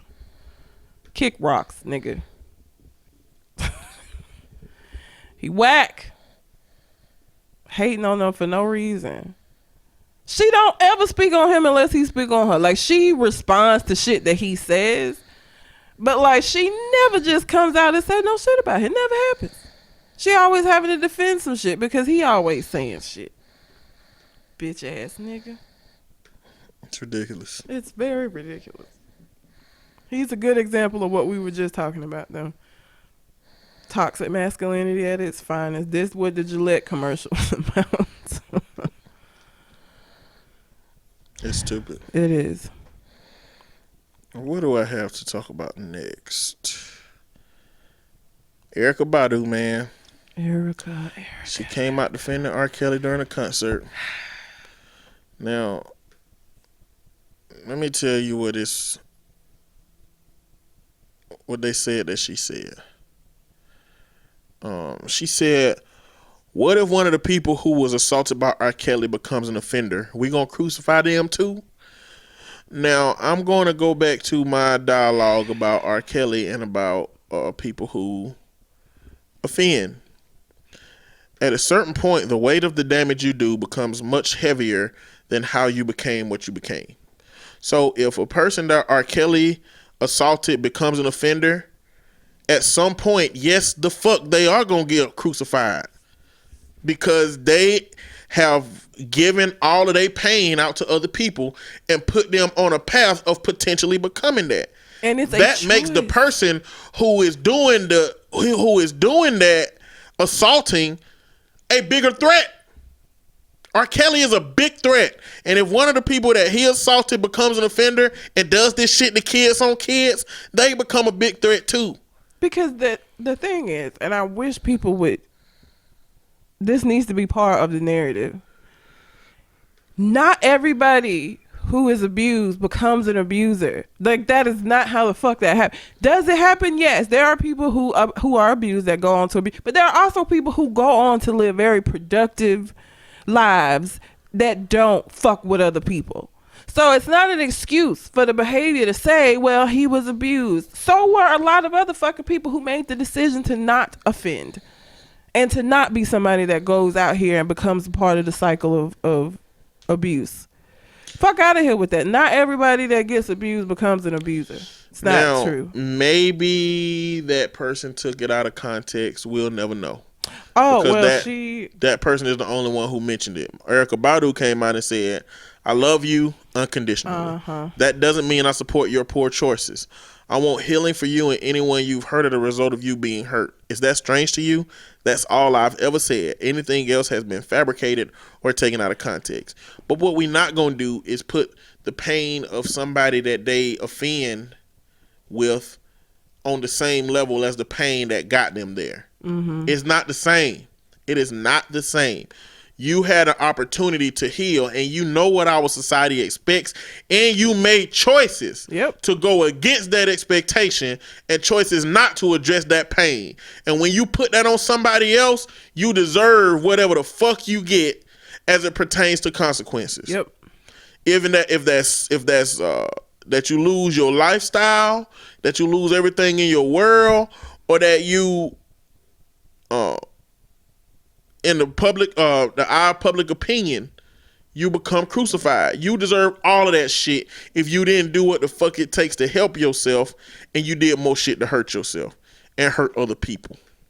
I love you unconditionally, like. Well, I think that kind of shit is her mantra. Like, I don't think that shit really applies to R. Kelly specifically. I think that it applies to everybody because she made them similar comments about Hitler. You know, when he was like, she was like, I mean, he was a great artist and a great father apparently, and all this shit, you know.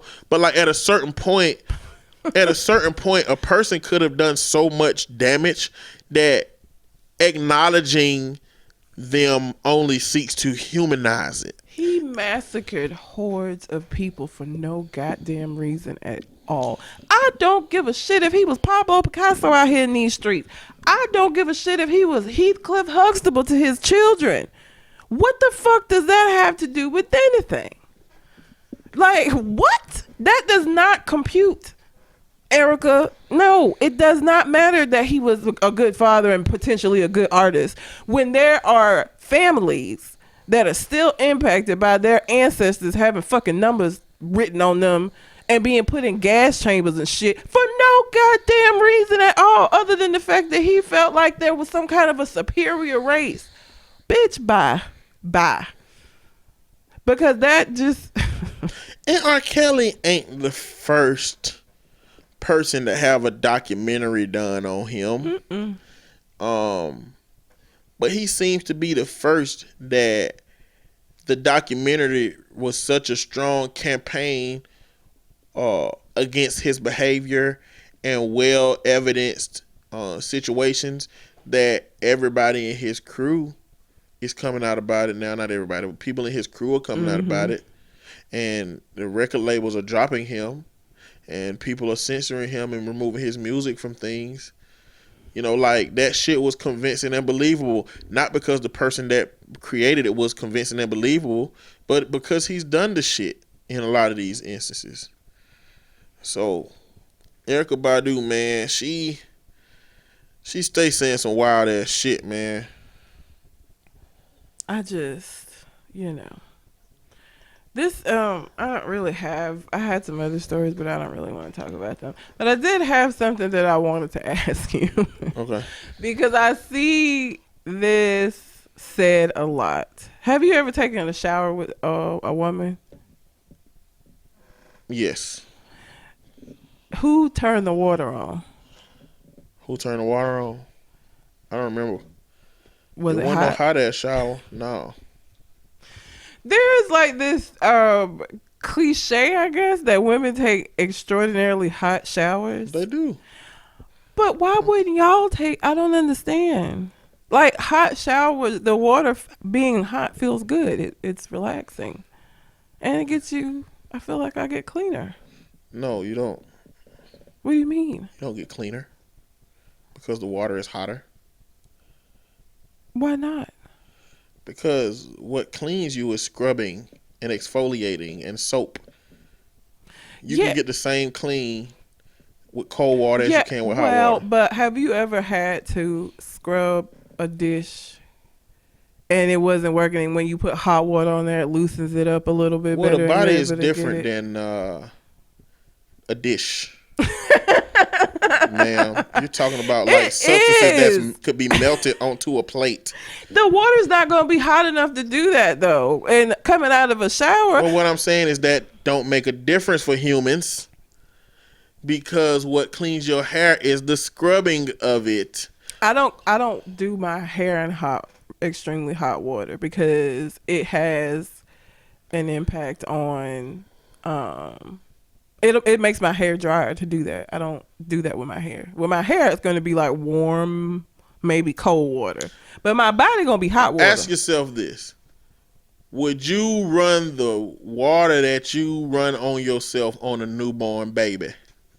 No, because they're made out of earlobe, as you always say. I wouldn't do anything I do on my skin. But there is a temperature that you can run on a newborn baby that is fine, right? Yeah. I feel like that's the temperature we supposed to be fucking Babies with as humans. Don't do shit. The level of clean that you need to get a baby and the level of clean you need to get your grown ass is different. I'm not even talking. Listen, we not at this point. We're not even talking about clean.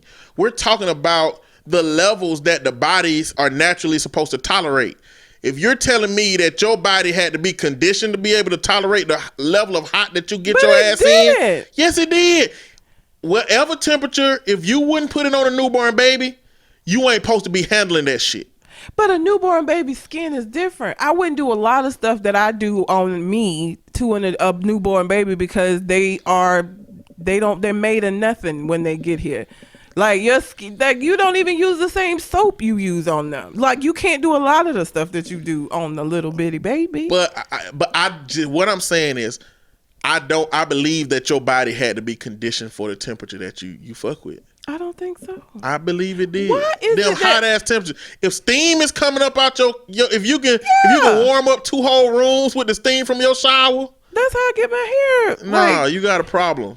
But so here's the thing. So why is this something that women do? Because it isn't like my mom did not sit me down and say, okay, you take hot showers and your brothers don't. Like that ain't, why would I naturally be inclined to take warmer showers? Because the essence of women is being cleaner than men. And I believe that women believe that the hotter some shit is, the cleaner you get. And I believe that just becomes a part of women's natural grooming, because all of that's toxic femininity. It is not, because women don't wash their hair in that same temperature water. You can't, because it will dry your hair out. Like you cannot. That goes back to me saying that there are components of our body that we naturally, like you should be bathing yourself at a temperature that works with your hair and your body. My hair is different than my body. I don't. Well, why would the body work in a way that your hair will get damaged from the temperature that you wash your body with? That don't make sense. Because your body and your hair are made out of different things. I don't use shampoo on my body. Like, I don't go buy shampoo and use it all over. I only use the shampoo for my hair because there are things in the shampoo that are made specifically for my hair. Come on now, Jen. Damn, I said your name. But Red. A hot ass shower, the temperature that you bathe, is a luxury from the last fucking 80 to 100 years. That's all I've known. I can't but I'm saying, well, you making it sound like it's necessary. What I'm saying is it's not necessary, and it's a luxury for the current time. Okay. All throughout your black ass lineage, they've been taking cold ass fucking showers, bathing their ass in cold ass rivers, and washing their hair with cold ass water. Pour water on the. Nobody did that. They did. Before we had running water, they boiled water and put it in a tub. Well, maybe in the last 100 years, but before that, before tubs, before boiling, people didn't do that shit. Even if it's a luxury, I just want to understand why it is that men, because I've taken showers with folks and they've acted like it was lava coming out. It's like, nigga, Not even all the way up. Isn't like I get in there and turn the thing all the way till it won't go no more. But it also isn't gonna be lukewarm. The fuck I want to take a lukewarm ass shower for? It's not. It don't have to be a lukewarm shower to be a hot enough shower for a man to take. Y'all shit be scalding damn near. That's why you won't watch a baby with it, because you have to take his ass to the hospital afterwards. You don't do anything that you do on a grown person to a baby. Like they are just treated differently because they don't have I am merely referencing the body's natural propensity to exist with the same shit. If a baby can exist with it, we can exist with it. But a baby, if a baby stayed that way, they would not survive. Babies get tougher. All of that stuff changes. And with those changes come changes with how you should address certain shit on your body. A baby's the skin gets a little tougher.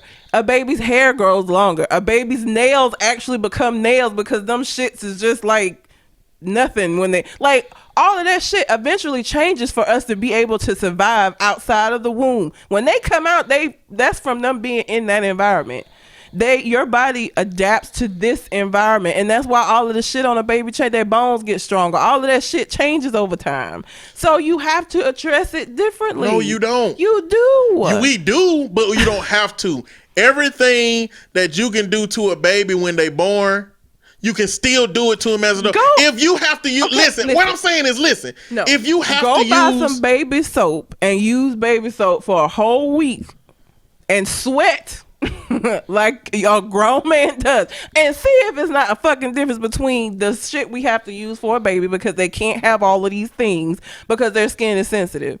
It's gonna be completely different. Babies don't require as much because they just. But what I'm saying is, if your baby can't tolerate fragrances and you don't use them, you can exist as an adult that don't have fragrant shit. I'm not saying I'm not saying that you have to use baby shit when you're grown for the purpose. I'm saying what I'm saying is you can exist without as an adult without using the fragrances. Just like you can exist as an adult with the temperature that you could put on a baby as an adult. But if there are better ways. Well, better is subjective. We just talked about heat not having to do nothing with goddamn cleaning your ass. According to you, now I'm going to have to research this and see if the temperature of the water has anything to do with germs and all of that stuff. Because I feel like there is a reason why we use hot to disinfect and all of that shit. There is a level of temperature that helps to get rid of some shit. Yes, of course. On surfaces, when it comes to food and shit, it's bacteria. You gotta be a filthy ass human being to have bacteria growing on your ass. What we have on us are dead skin cells that we wash away. That's what we're washing away when we bathe, dead skin. And you don't have to have a hot ass shower to do that. Furthermore, if you just let hot ass water run on you like you would a dish, it would eventually get rid of all of that stuff if you just let hot water run long enough. Our bodies don't work that way either. We have to scrub. So the component of what cleans us is scrubbing, not the temperature of the shit. I don't know that's.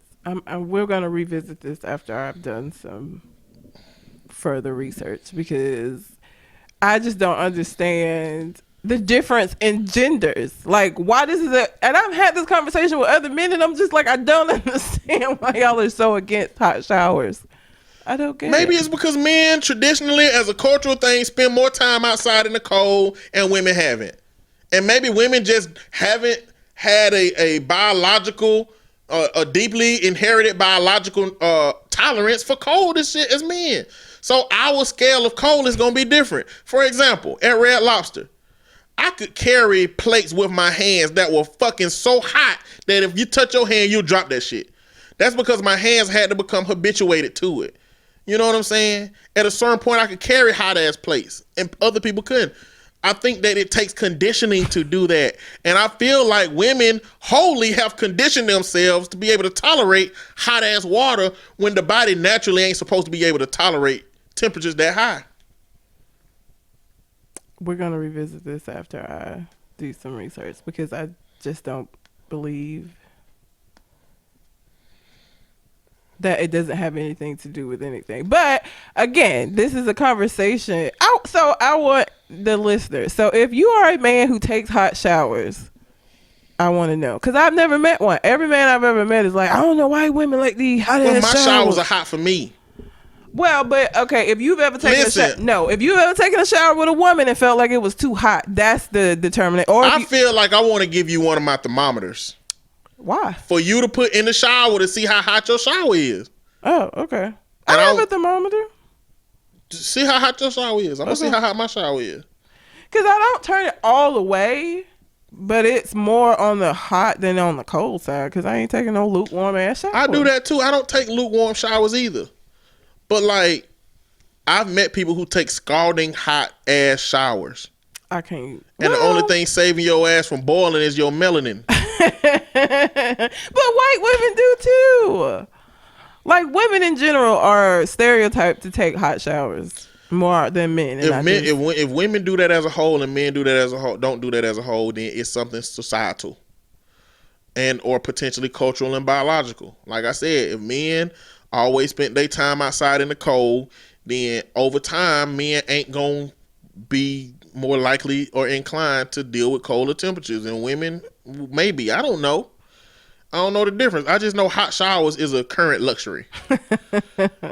So if we look at motherfuckers that exist across the motherfucking span of all time, so is penicillin or any other like modern things that we have now that we didn't have before that help us survive better. Like that's not an argument because we didn't have it before. We didn't have a whole lot of stuff before and niggas was dying. we're talking about social dynamics. We ain't talking about medicine.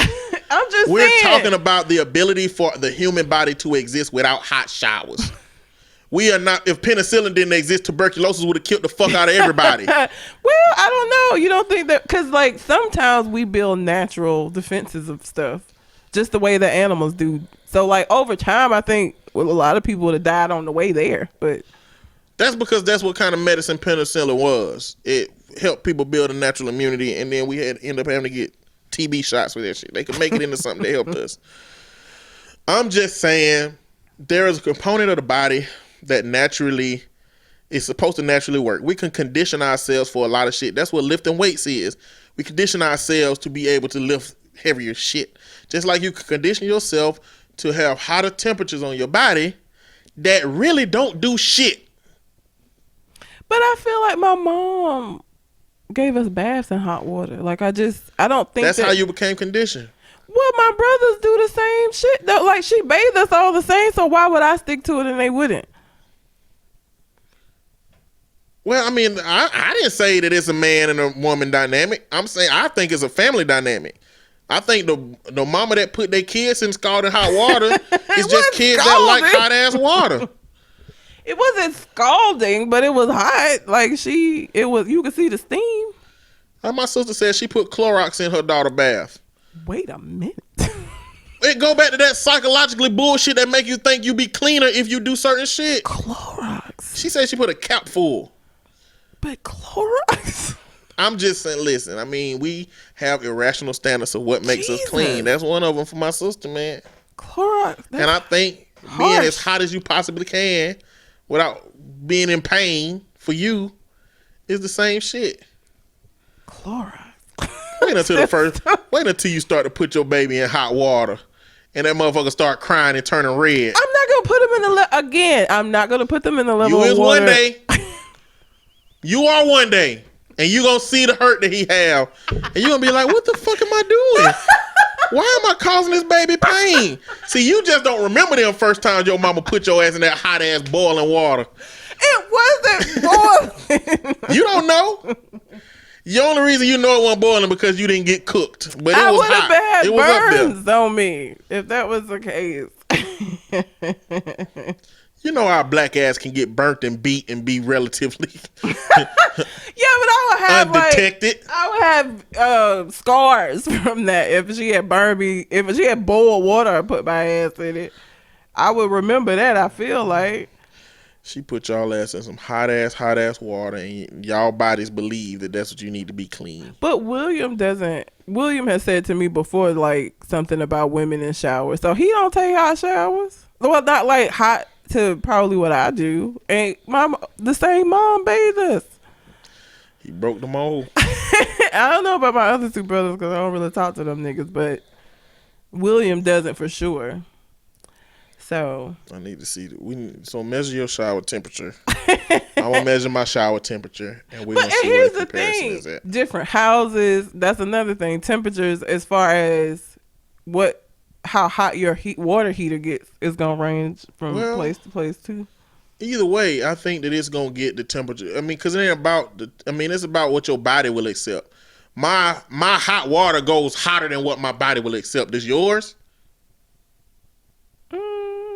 Or do you turn it to 100% heat? I don't. Then that means that's too high for you, which means that your body still has a temperature that we can actually gauge. Yeah, it's a little before all the way. Like if you turned it all the way up and you needed more, then we wouldn't be able to get an accurate reading. But if you put any code in it, then we can get a reading of what your body temperature accepts and what my body temperature accepts. Because I definitely don't start all the way hot. Question. This is my question for y'all. Do y'all men, have you taken a shower with a woman and been surprised at how hot? Because I guess hot is going to be subjective. But have you taken a shower with somebody and it's been hotter than what you're used to? That would be a good way to gauge it, because I don't know how else to. So I'm just curious, because that seems to be the general consensus, is that women take really hot showers. Mm-hmm. Would you? Well, no, never mind. What? No.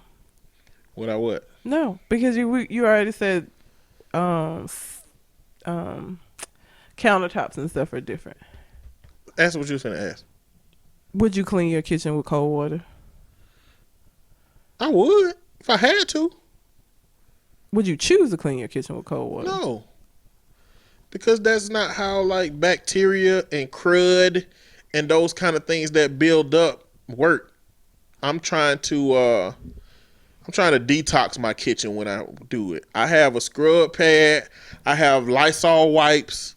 I got all that shit when I'm fucking with my kitchen, because shit gets stuck and caked up. That shit don't happen on the body unless you're an extremely filthy motherfucker. You know? But that don't mean you need hotter water. That means you need to scrub harder. Hot water loosens stuff, though. Maybe it do, but not to the degree that it's necessary to damn near burn your life up in order to get clean.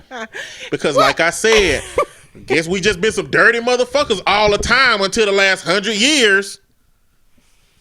That's possible. You are really, really gonna challenge all of time just to make you taking a hot ass shower sound right and make sense. That you could say that about any of the advancements that we have made. Of course, we could do without it. We were been doing without it. Most stuff, not even just talking about medicine. Most shit, sleeping on beds is a luxury. That we wasn't sleeping on them shits. Like any of the things, you can say that about anything. But see, I'm not talking about general luxuries. I'm talking about the natural propensities that the body has to survive with those things. If dealing with cold water was a problem and cleaning with cold water was a problem, we wouldn't be here. Why would we have started using hot water? Why would we have started using why wouldn't we have just continued with the shit? Clearly it feel better. Clearly diving into the pool is a fucking body shock. If you dive into a pool, it's a body shock until your body temp lowers down to that shit. But hot water is a body shock too. Did you know that when you take a hot ass shower, you're supposed to lower the temperature all the way down as cold as you can to close your pores back? Did you know that? I knew, kind of, because that's why I don't wash my hair in completely hot water, because it opens up the pores of my hair, and so I don't do that with my hair. That's the reason why I don't. I never wash my hair in completely hot water. And actually, when I just dyed it again, I rinsed it in cold water. I hated that shit, but I have to rinse it in cold water to close the pores up so the red won't leak out. That's how I keep my hair red. So I did know that. But I mean, for my body, I'm just saying that is a representation that our bodies have been made to deal with lower temperatures than hotter temperatures. It's clear though that warmer temperatures in those endeavors just feels better. I don't like walking out. I don't like walking, even though cold ass rain will clean me if I scrub well enough. I don't want to take a cold shower. Okay? But why is it so hard for you to believe that there could be health benefits to taking a warmer shower? Like, why do you think that it just isn't possible that could be the case? I never said it's not possible. You're like it's all about just the fact that it feels better. That's why we started doing that, or that's why we still continue to do it. There could be health benefits to it. I think you're missing my argument. My argument is that our bodies aren't prepared for high enough temperatures that a lot of women deal with when it comes to the shower. Our bodies weren't made for that. You got to be conditioned for that. That's all I'm saying. Our bodies have to be conditioned for that. I'm not saying maybe it is a health benefit, but it ain't one that I can do tomorrow. It would take me years to be able to deal with temperatures that hot. Why would I need to put my body through that kind of shock?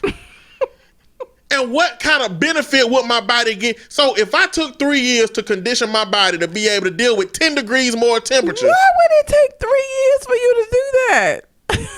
It's a long time.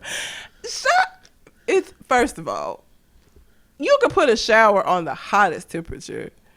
I don't think it would take me 3 years for me to get conditioned to turn it all the way to hot.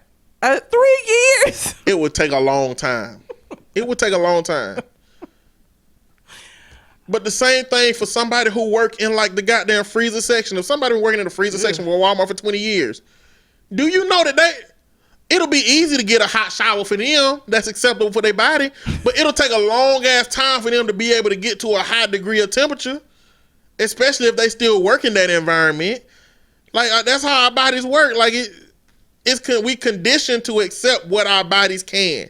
The same way you can't put a baby in a Walmart freezer, you can't put that motherfucker in the water you shower in. Babies are not good examples because they're made of nothing. Their skin they're not the same. When you get here and what you are today, nothing like at all. You're right. You're right. Your skin different. Everything is different. Your lungs, you got solid bones. The temperature and shit. that baby can deal with is a temperature that you can get clean with. Anything hotter than that ain't necessary. It's just not necessary. You don't know what makes you say that. What makes me say that? Yeah, because why wouldn't we just continue to bathe in the same shit that we do with babies if it's not necessary? Because there's no universal way of knowing what everybody clean babies in. It's just no universal way.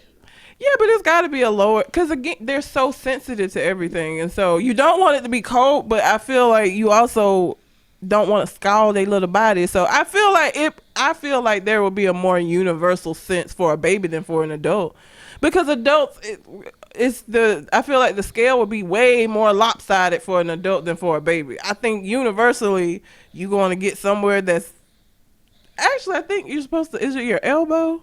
You put your elbow in because that's one of the more sensitive areas of your body to test the water. Is that right? I have no idea. Moms, I feel like I've heard that. Let me know if that's right. I feel like all babies that are born can deal with the same range of temperature. I don't know. What if they're preemies? You're bringing out motherfucking sideways variables. That's not sideways. A lot of kids are born prematurely. Their skin is not as developed. That's why they have to be in a little incubator and be cooked. I still feel like all babies that come out can deal with a range around whatever the inside of their fucking mama is. Anything lower than that, they gonna fucking die. Anything higher than that, they gonna fucking die.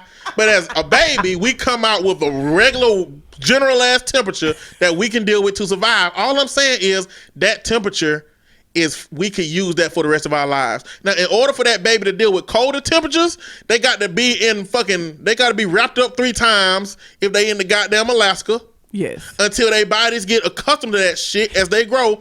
Or if they in the fucking Sahara, they got to be butt naked out here, and their bodies are eventually going to habituate to it. Part of that, though, again, you cannot use babies. Part of that is their body actually has to make fucking changes in order for that to happen. It's not just them getting used to the cold. Their skin actually toughens up.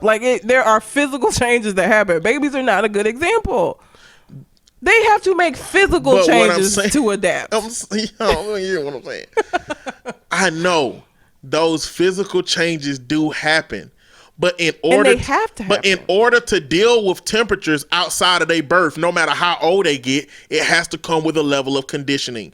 You don't become 13 and just now be able to deal with 10 degrees higher because your skin thick. You still have to be habituated to those temperatures. You got to go up 1 degree, 2 degree, 3 degree, 4 degree to get to that point. But if you never change from the temperature that you can deal with as a baby, it would never cause you problems. That's not possible, though. What's not possible? To never deal with the temperature outside of when you were a baby. Yes, it is. How? It's called not putting the shower hot all the way onto the right. It's taking it to a combination of The cold. weather fluctuates. Where you live might fluctuate. Right now, if you move to New York right now, you are not going to be able to tell your boss, I got to habituate to this cold. I got to come out. You're right. You're right. But I get to put on the biggest sweater and 2 pairs of socks and shit that gets my body temperature to what is acceptable for me. I can create the surrounding of my body that gives me that. Not to enough where it's going to be the equivalent of cold down here. It ain't going to be the regardless of how much clothes you put on, your body is still not going to be used to that level of cold. Of course not. But I can adjust for that. I can adjust for that on my body before my body's natural predisposition is going to change. Like motherfuckers in New York are just going to be able to deal with the temperature. I'll never be able to deal with the damn temperature. I can live in New York for 10 years and come down here and my body re-habituate to Alabama weather immediately versus it habituating to it in New York or Chicago. It ain't a quick process. It took you this many years to habituate to the humidity and to the temperatures of the place that you live in. And when you go somewhere new, shit don't change overnight. Yeah, because a part of what we do is we keep ourselves from allowing it to habituate because I wear thicker hats, I wear thicker coats, I wear thicker sweaters, and my body don't habituate fast because I can't tolerate it cold as the people who live in that area can tolerate it. You can. It's just unpleasant. You're not going to go out and have hypothermia. You just ain't going to like it. It's not like you're going to physically have some kind of reaction to being in New York cold. But unless I'm homeless, I don't have to go out there like that. I can actually buy shit that makes me as warm as I'd like to be.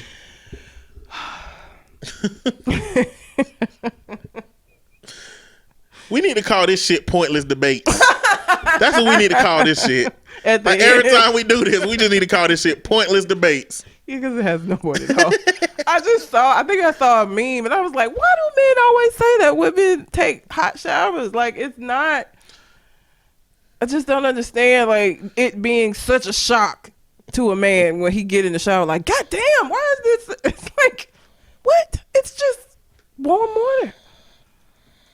Like it's lava coming out the shit and gonna burn your skin off. Pointless debates. Pointless debates. Pointless Is that gonna debates. be the theme music? And we're gonna come up with a theme. I'm gonna come up with a theme music for we have a fucking pointless debate. I don't have any other stories. That was it. All I right. don't even know what time we're at. We are over. Like a motherfucker. Sorry. It's all good. But anyway, you got anything else on your mind? I don't. Well, until we come to the next conversation. We out. Holla.